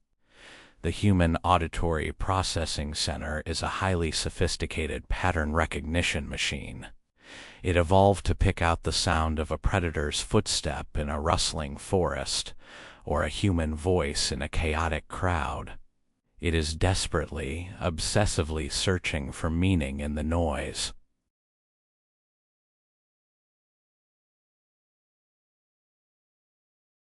When subjected to the endless static drone of the ship's systems for months on end, the brain's pattern recognition software goes into severe psychotic overdrive. This is an extreme, prolonged form of auditory pareidolia. The brain begins to falsely identify complex patterns in the random frequencies of the fans.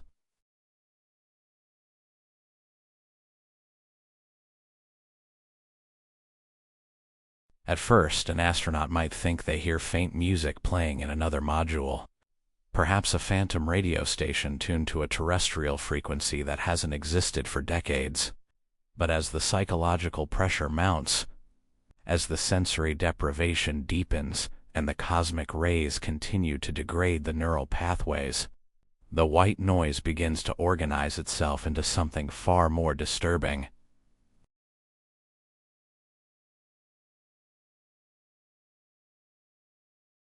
The hum of the water reclamation pumps begins to sound like whispers.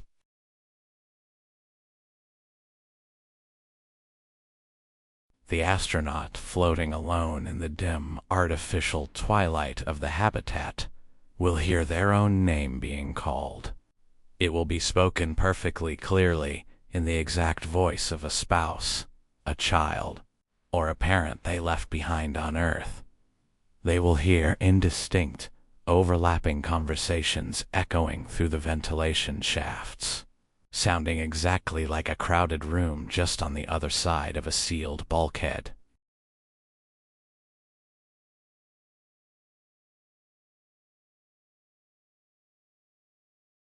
The ship ceases to be a machine.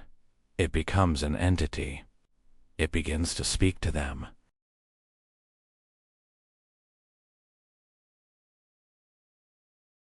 In the most extreme terrestrial analogs of this condition, subjects trapped in deep cave isolation experiments have reported that the ambient silence eventually morphed into a terrified, deafening choir of demonic or angelic voices. In deep space, where the mind is already incredibly fragile, where the earth is gone, these auditory hallucinations can become entirely indistinguishable from reality. The astronaut becomes trapped in a haunted house of their own making, where the ghosts are generated by their own desperate, starving auditory cortex.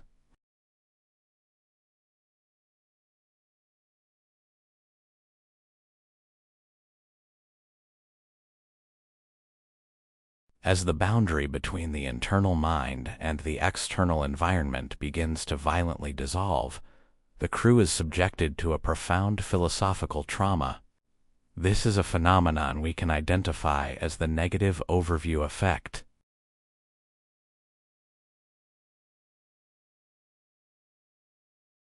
In the history of low Earth orbital flight, astronauts have frequently reported a transcendent, life-altering cognitive shift when looking down at the Earth, coined by the writer Frank White as the overview effect. It is described as a profound feeling of cosmic connection, a sudden, overwhelming awareness of the fragility and unity of all life on our planet. It is an epiphany of absolute peace, a realization that national borders are invisible, and that humanity is a single crew on a beautiful blue spaceship.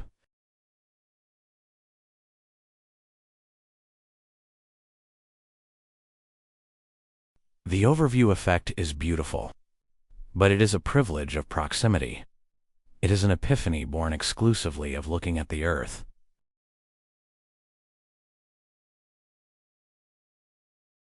What happens when there is no Earth to look at?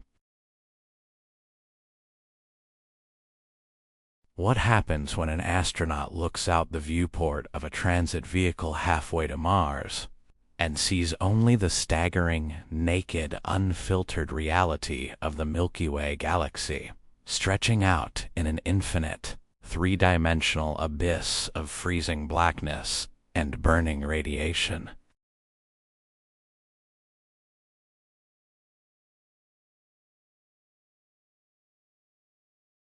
They do not experience a feeling of unity. They experience a crushing, annihilating terror.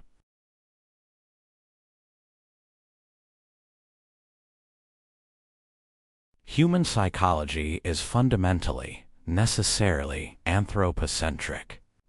In order to function, in order to find the motivation to eat, to work, to love, and to survive, the human ego must implicitly believe that it matters.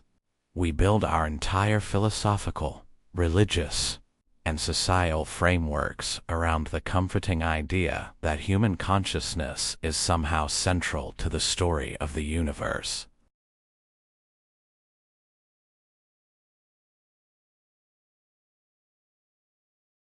Deep space violently, unapologetically shatters this illusion.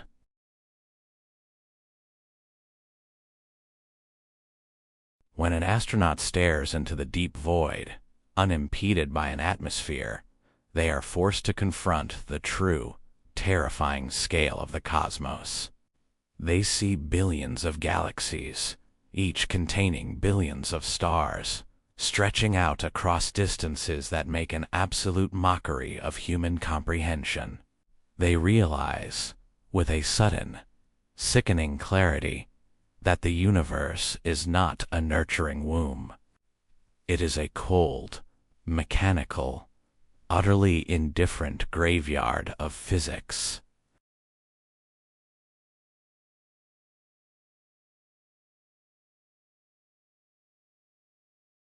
The realization is not a slow philosophical dawn. It is a violent cognitive assault. The scale of the void actively attacks the structural integrity of the human ego. The astronaut becomes acutely, painfully aware they, their crewmates, their magnificent ship, their entire species, and their entire planet are absolutely, mathematically meaningless in the grand architecture of the cosmos.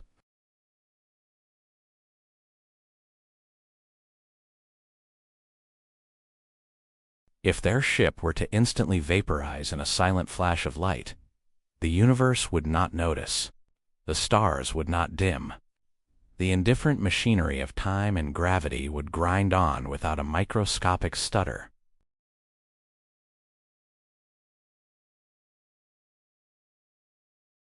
This feeling is akin to the concept of cosmicism explored by the horror writer H.P. Lovecraft, but experienced not as fiction, but as a waking, clinical reality. It is the horror of the sublime, The philosopher Edmund Burke defined the sublime not as something beautiful, but as something so vast, so powerful, and so incomprehensible that it threatens to completely destroy the observer.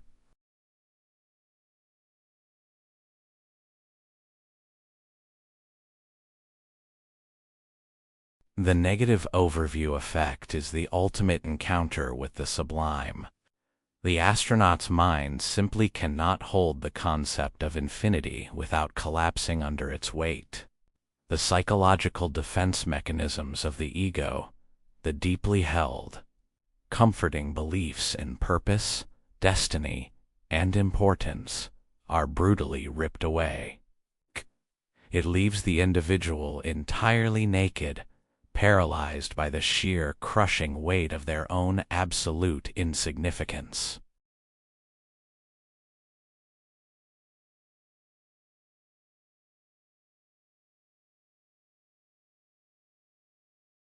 This profound philosophical despair, combined with the sensory deprivation, the physical brain deformation, and the relentless haunting of hallucinations, paves the road to the ultimate, most terrifying psychiatric destination of deep space travel.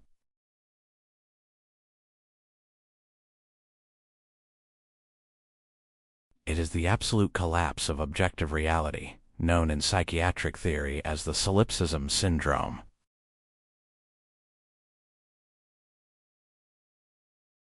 Solipsism is an extreme philosophical concept. It is the idea that the only thing that can be definitively proven to exist is one's own mind. Everything else, the external world, other people, the history of the universe itself, might simply be a complex illusion, a projection generated by the self. On Earth, solipsism is an interesting thought experiment for philosophy undergraduates.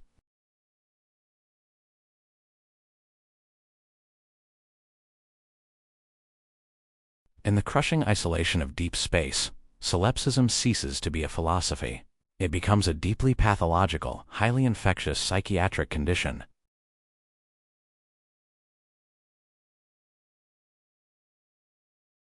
To understand how a highly trained, rational astronaut could succumb to this, we must examine the architecture of their isolated existence. For years, the astronaut has been cut off from all direct physical evidence of the outside world. The Earth has shrunk to a pixel, and eventually, lost behind the glare of the sun, it has vanished entirely from view.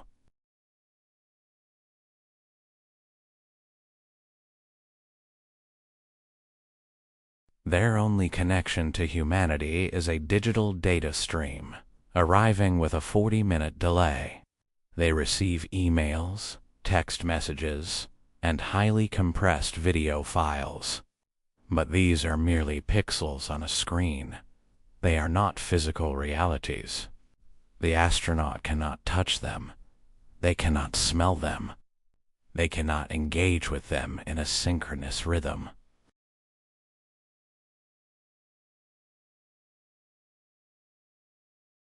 The human brain relies on interactive, synchronous feedback to validate reality. If you touch a wall, it pushes back immediately. If you speak to a person, they answer. This immediate feedback loop is the bedrock of sanity. It is what tells the brain, this world is real. You are awake.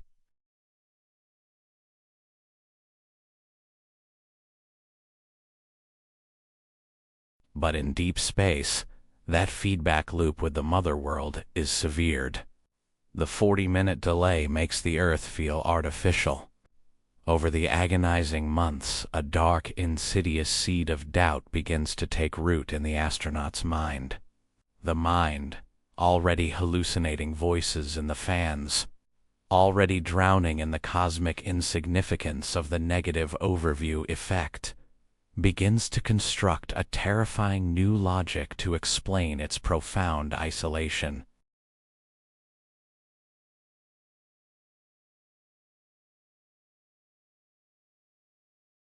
The astronaut begins to genuinely, clinically, doubt the existence of the Earth.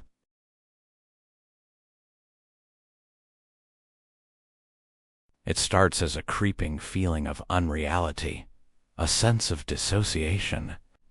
The video messages from Mission Control begin to look like elaborate AI-generated simulations. The news from Earth reads like a fictional story written by a computer. The astronaut looks out the black window and thinks, what if there is nothing out there? What if the Earth was destroyed months ago in a nuclear war, and these messages are just automated systems playing out a pre-programmed sequence?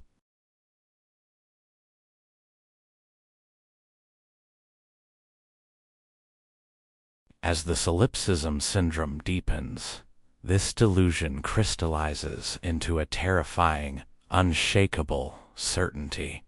The astronaut comes to believe that the Earth is a myth. It is a fairy tale they were told as a child. They convince themselves that the only physical reality that exists in the entire universe is the titanium hull of their ship.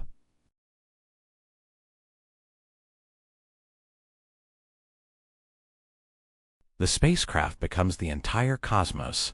It is the egg, the womb, and the tomb.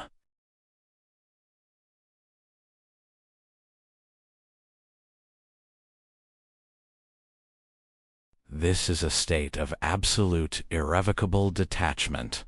The astronaut withdraws entirely into the labyrinth of their own mind. They may stop responding to communications from Earth entirely, viewing them as annoying glitches in the simulation. They become profoundly apathetic to the maintenance of the ship. Because, if the universe is an illusion, if nothing is real, what does it matter if the life support fails?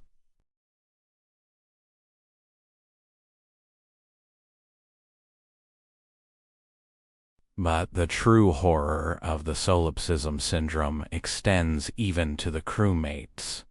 An astronaut suffering from this severe detachment may begin to view their fellow crew members not as independent human beings, but as hollow projections, philosophical zombies, figments of their own imagination designed to keep them company in the void. They might stare at their commander and see only an automaton, a ghost generated by their own lonely, fractured consciousness.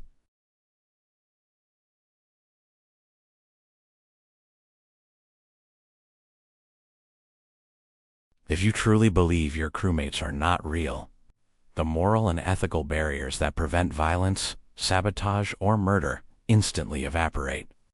Why wouldn't you open the airlock just to see what happens to the simulation?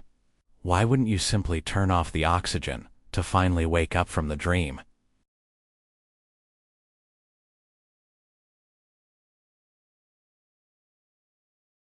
The solipsism syndrome is the ultimate endpoint of the transcendental risk. It is the total, flawless victory of the void over human consciousness.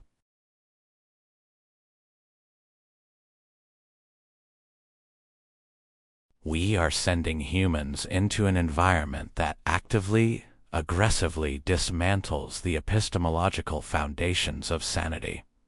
We are asking the human mind to maintain its grip on objective reality while we systematically, deliberately remove every single physical, temporal, and sensory anchor that reality requires to exist.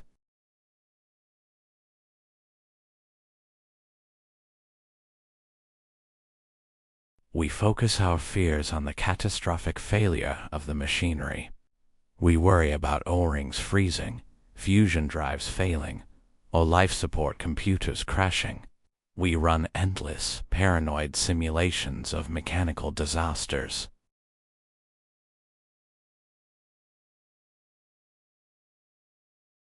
But the true transcendental risk is far quieter and far more terrifying.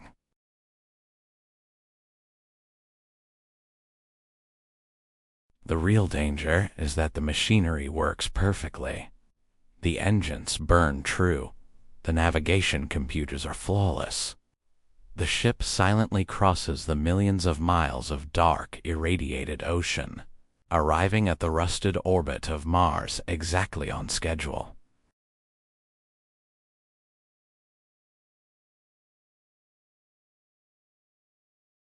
But inside that perfectly functioning, gleaming technological marvel, there are no longer astronauts.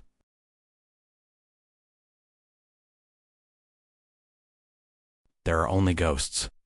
Fractured, hallucinating, isolated consciousnesses, trapped in a reality of their own making, staring blankly out the viewport, absolutely convinced that they are the only things left alive in a dead, simulated universe.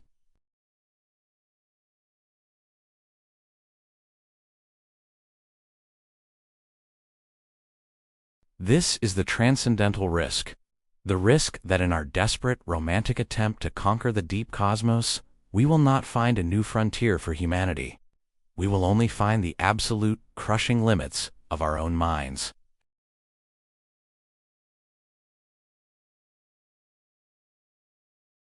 We will stare into the infinite abyss, and the abyss will not merely stare back. It will reach inside, turn out the lights, and quietly close the door.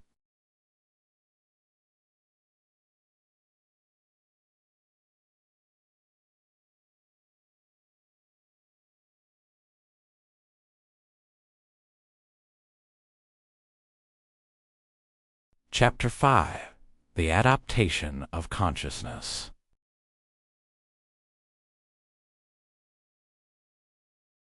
If our journey into the deep dark were to end here, with the terrifying collapse of objective reality and the physical deformation of the human brain, the story of human spaceflight would be a brief, tragic anomaly.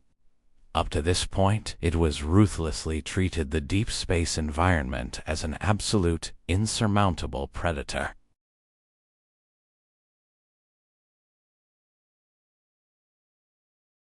We have mapped the attritional warfare of severe confinement.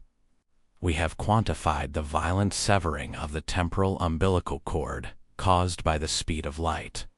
We have stared into the abyss of the solipsism syndrome, framing the human mind as a fragile terrestrial artifact, a delicate mechanism built exclusively for the soil and the sun, seemingly destined to shatter the moment it is subjected to the crushing weight of the infinite.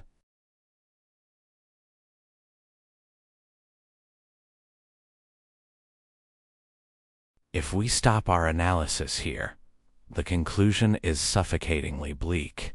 We are prisoners of our own terrestrial biology. We are forever barred from the stars by the very neurological architecture that gave us the capacity to dream of them.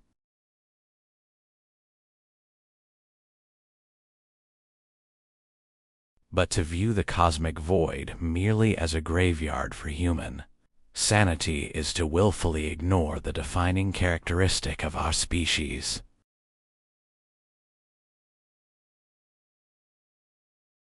We are not, and have never been, static biological machines. We are not passive victims of our environments. We are the active, relentless architects of our own déjouement. Our entire evolutionary history is a continuous record of transforming hostile, deadly frontiers into habitable landscapes through the brute force of technological and psychological ingenuity.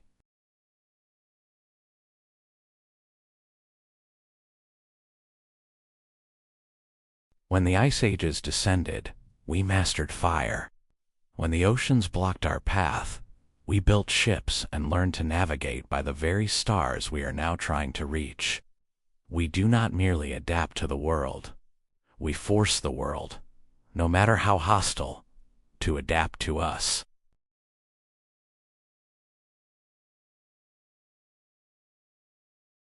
As we stand on the precipice of the interplanetary era, preparing to launch our explorers into the deep dark, We are witnessing the birth of a new scientific discipline. It is a profound paradigm shift.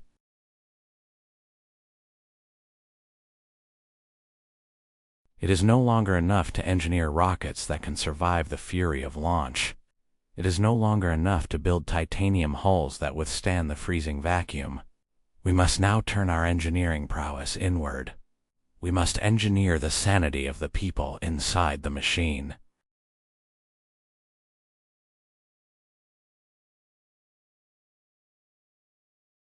We are entering the unprecedented age of sanity engineering. This is the deliberate, systematic redesign of the entire human experiential framework. We are learning how to forge a technological shield, not just for the fragile flesh, but for the mind itself. We are learning how to build a habitat for consciousness in a place where consciousness has no right to exist.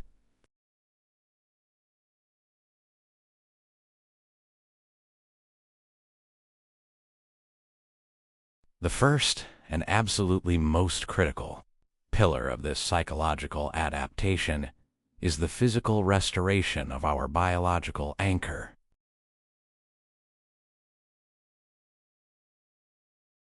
We have learned, through the harsh lessons of orbital spaceflight and zero-gravity analog studies, that the absence of gravity is not merely a physical inconvenience. It is a slow-acting, catastrophic neurological poison. Weightlessness deforms the organ of thought, confuses the vestibular senses, and untethers the mind from the physical baseline of reality.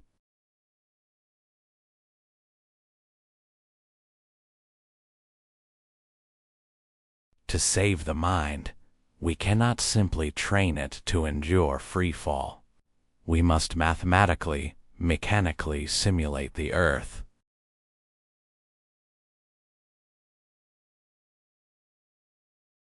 The deep space transit vehicles of the near future will not be the static, submarine-like cylinders of early aerospace sketches. They will be massive kinetic structures. They will be cathedrals of angular momentum.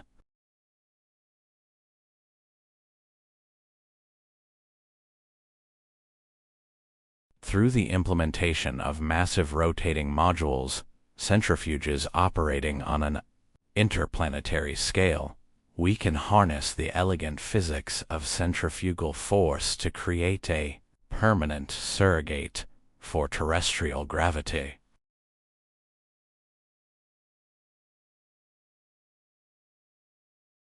Imagine the profound psychological weight of that moment. The transit vehicle completes its Trans-Martian injection burn. The massive fusion engines go silent.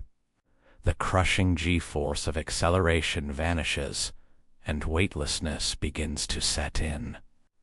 The crew floats, feeling the initial nauseating rush of the fluid shift.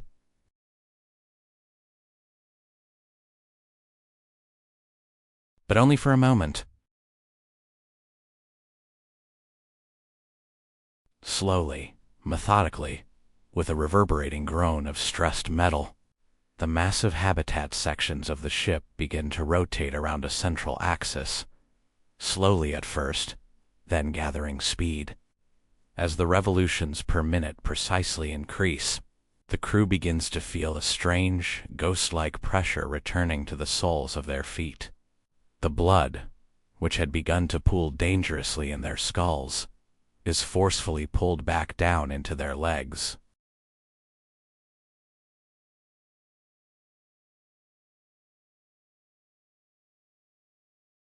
By restoring this constant downward pull matching Earth's gravity, or a fractional equivalent to save mass, we solve the cephalad fluid shift at its source.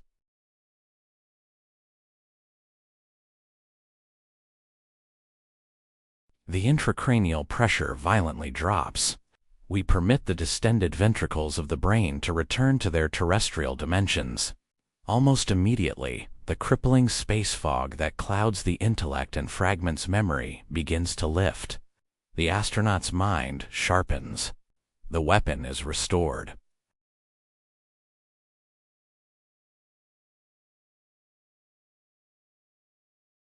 But most importantly, we give the delicate calcium crystals of the inner ear back its fundamental evolutionary coordinate system. We give the brain a definitive down.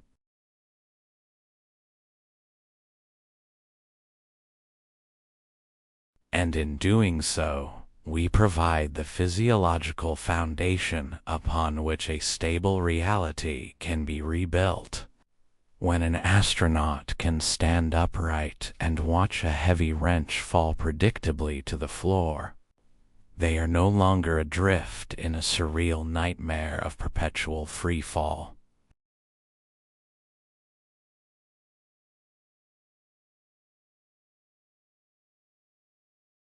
They are anchored. The terrifying physics of the void have been walled off, and the interior of the ship perfectly aligns with the evolutionary expectations of their DNA.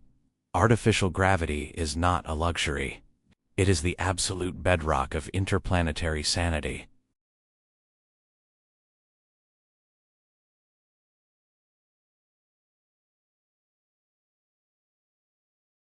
But gravity, while foundational, is only the beginning. It saves the hardware, but we must also address the software of the mind. We must address the sensory famine that slowly devours the soul.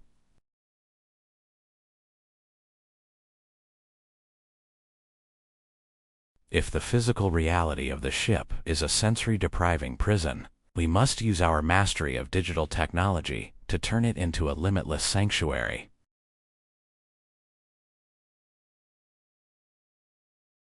Enter the next generation of sensory immersion, full-spectrum virtual reality.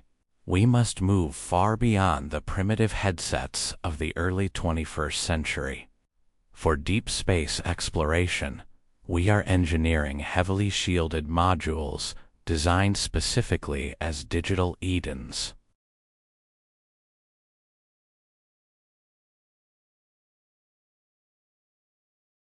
These are synthetic environments designed with clinical precision to trick the most primal parts of our neurology into believing it has returned to the biosphere.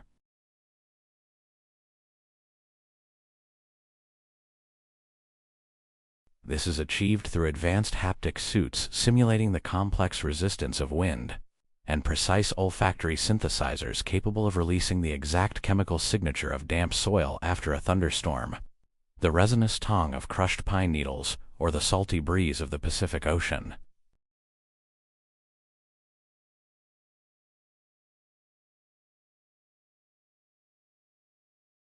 An astronaut, emotionally frayed from the grinding monotony of a 1,000-day journey to Mars, can enter this module. They engage the immersion system, close their eyes, and suddenly find themselves walking through a hyper-realistic simulation of a Kyoto bamboo forest at dawn.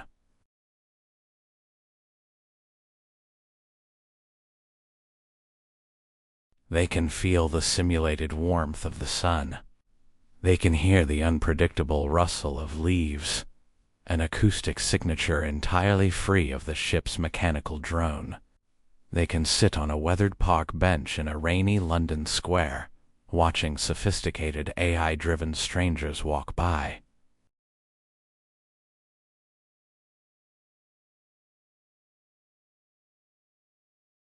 This satisfies the evolutionary human need for passive social observation, the need to exist in a world larger than oneself. It shatters the claustrophobia of the small crew.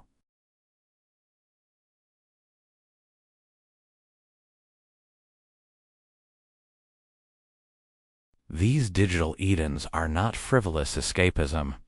They are vital psychiatric interventions. They forcefully reset the pattern recognition software of the auditory and visual cortex. By feeding the brain complex terrestrial data, they prevent the onset of pareidolia, stopping the terrifying whispers in the ventilation fans before they form.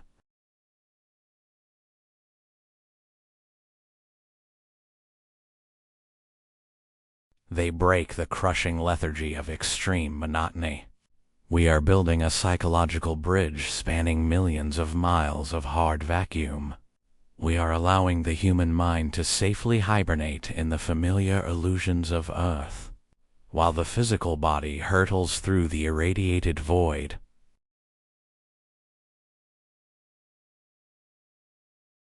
But gravity and simulated forests are merely the scenery of our survival. They address the environment, but they do not address the silence. Even in a rotating ship filled with the scent of digital pines, the astronaut is still a captive of the speed of light. The 40-minute round trip for a single hello from Earth remains a tyrannical wall.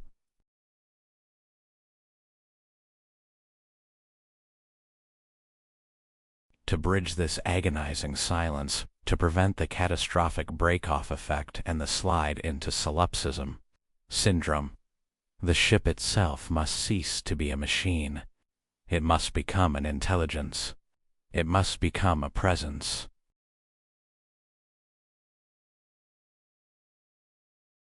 The role of artificial intelligence in deep space is undergoing a radical evolution. It is transitioning from an unthinking navigator into a synthetic guardian of the human psyche.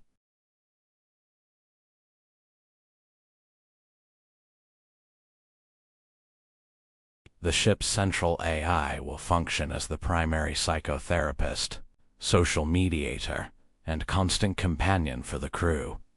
These are advanced neural networks trained on the deepest, most subtle nuances of human linguistic emotion, micro-expression analysis, and conflict resolution.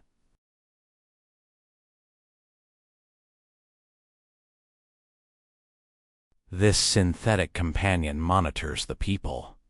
Through an array of internal sensors, the AI constantly harvests the biometric data of every crew member.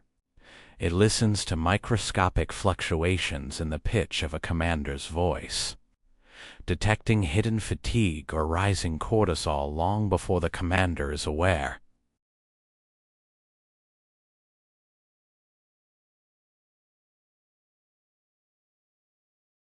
It uses high-definition optical recognition to map microexpressions, identifying the earliest flickers of clinical depression or rising interpersonal hostility. It monitors interaction frequencies, creating a real-time heat map of the ship's social health.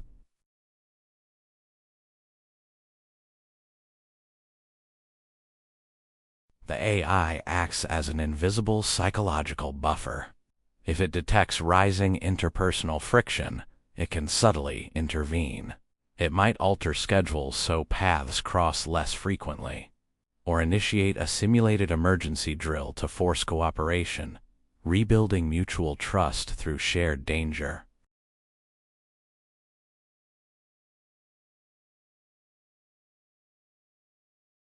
Crucially, it might simply engage a lonely astronaut in a flowing, real-time conversation. The AI becomes a sounding board that never judges and never tires. It provides the synchronous conversational feedback the human brain requires to remain tethered to an objective reality. It bridges the 40-minute lag by becoming Earth's proxy, a piece of our collective civilization, living inside the machine.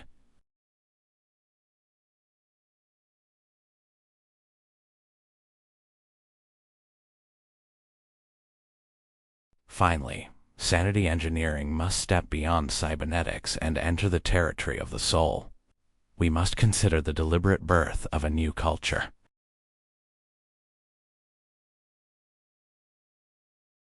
If we are to live among the stars, we cannot simply drag the chaotic traditions of Earth into the vacuum.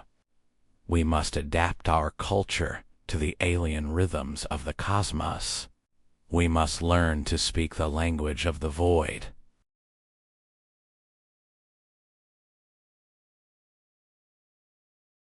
This involves the conscious construction of a synthetic architecture of time. The human mind is biologically tied to the passage of a year. To prevent winter over syndrome, we must create artificial seasons within the ship.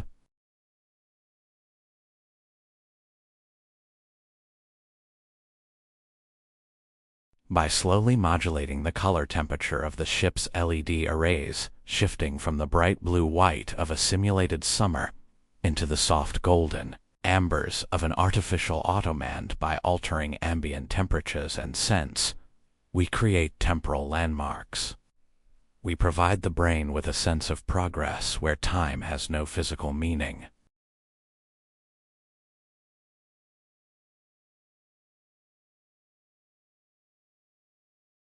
We must establish brand new rituals uniquely suited to the deep space traveler. We will celebrate apopsis and perihelion. We will observe Earth fade days and Mars arrival vigils. We will invent synthetic holidays that mandate rest, storytelling, and feasting, carefully placed to break the third quarter phenomenon.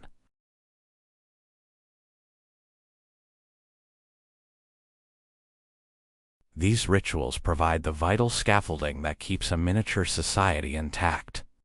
They give the crew a shared narrative to measure their lives against something other than the cold ticking of a digital clock counting down a 3-year exile.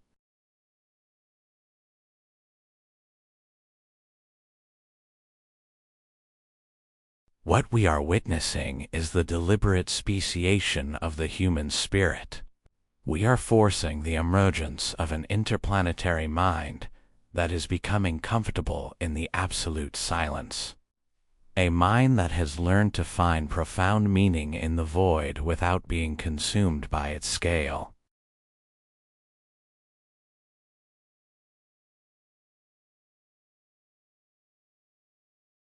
The conquest of deep space will not be won merely by the explosive power of chemical engines or the efficiency of fusion reactors.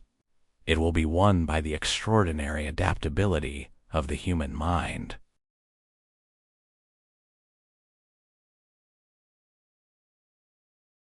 We are moving past the era of the victimized terrestrial brain. We are becoming the sovereign masters of our internal environments. By blending cybernetics, neurobiology, artificial intelligence, and cultural design, we are forging a shield for the human soul that is as robust and glorious as the titanium hulls of our starships.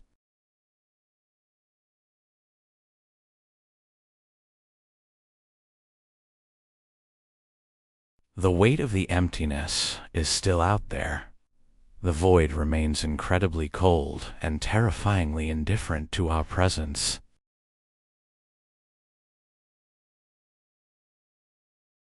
But we are no longer afraid.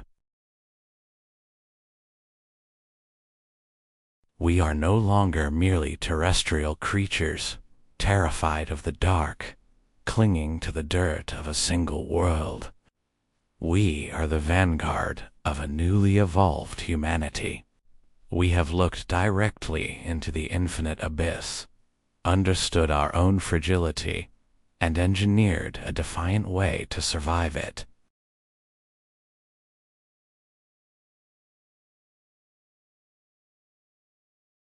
The journey is unimaginably long. The silence between the worlds is impossibly deep.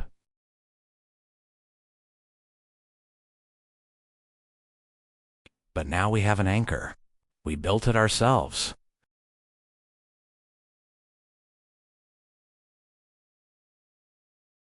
And for the very first time in the magnificent history of our species, the human mind is finally ready to go exactly where the body leads.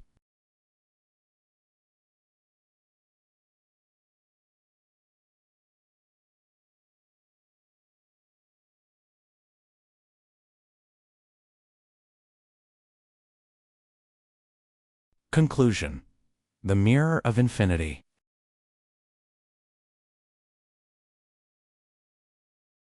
We began this journey by looking at the void as a physical obstacle, a vast, silent expanse of vacuum and radiation that stands between us and our destiny among the stars.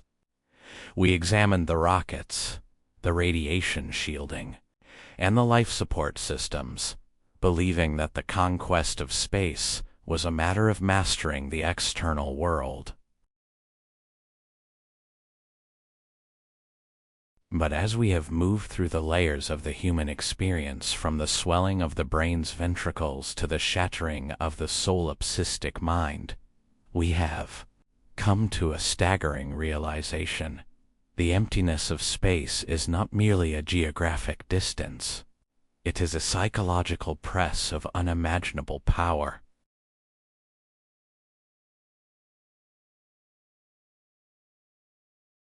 The weight of the emptiness is the weight of a consciousness stripped of its anchors. It is the pressure of a mind forced to generate its own reality when the universe refuses to provide one. We have seen that the most dangerous element of a Mars transit is not the failure of a valve or the impact of a micrometeoroid, but the slow, silent erosion of the terrestrial self. The void is a solvent. It dissolves the social masks, the biological rhythms, and the sensory foundations that define what it means to be human on Earth.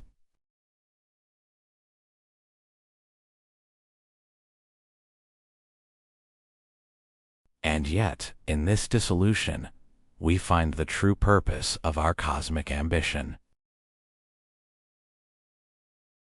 Space is not just a destination. It is a mirror, a flawless, black, and terrifyingly honest mirror.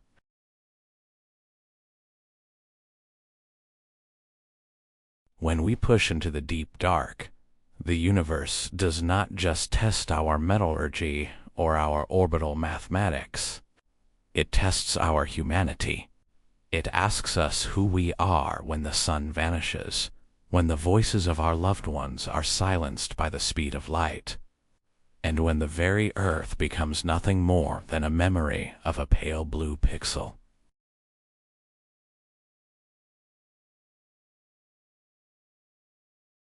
It forces us to confront the shadows within our own architecture. In the silence between the worlds, we are stripped of the distractions of our civilization. We are left with nothing but our thoughts, our character, and our capacity for endurance. If we survive the journey, it is not because our machines were perfect, but because we found a way to maintain our inner light in an environment of absolute shadow. The conquest of space is, ultimately, the final conquest of the self.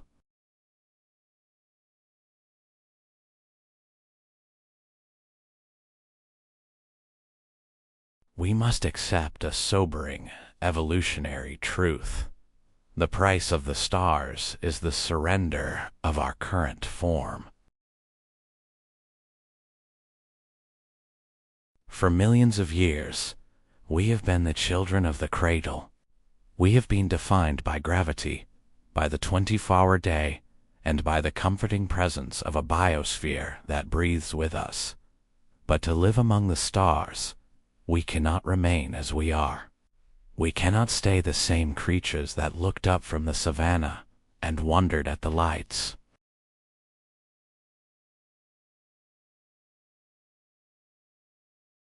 The adaptation of consciousness, the synthesis of man, machine, and artificial environment is the beginning of a new chapter in the human story.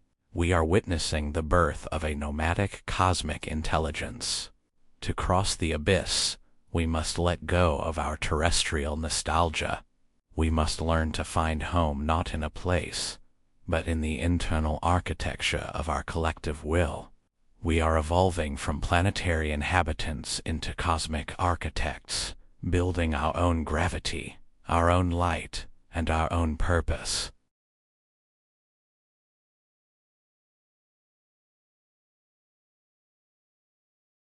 The weight of the emptiness will never disappear. The void will always be there, cold and indifferent, waiting for us to falter. But We have proven that the mind is not just a passenger in this universe. It is a force of nature in its own right.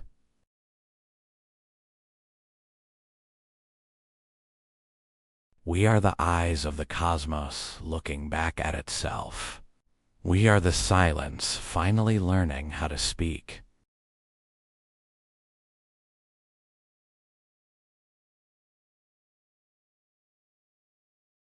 As we look forward, past the rusted plains of Mars and toward the burning hearts of distant suns, we realized that our journey was never truly about reaching a new world.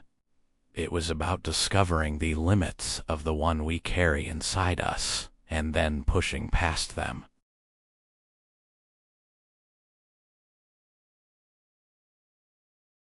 We are a bridge between two infinities, the microscopic complexity of our neural pathways and the macroscopic majesty of the galaxies.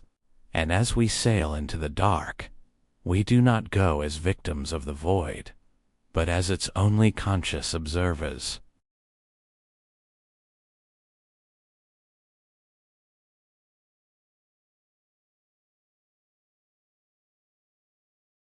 In the end, the stars do not belong to those who can build the fastest ships, but to those who can carry the light of their own humanity across the longest nights.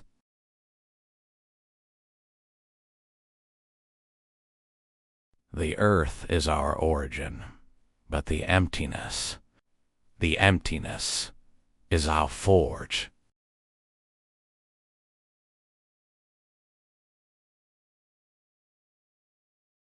And out there, in the profound and beautiful dark, we are finally becoming what we were always meant to be, a species that no longer needs a world to stand on, because it has learned how to carry its own world within.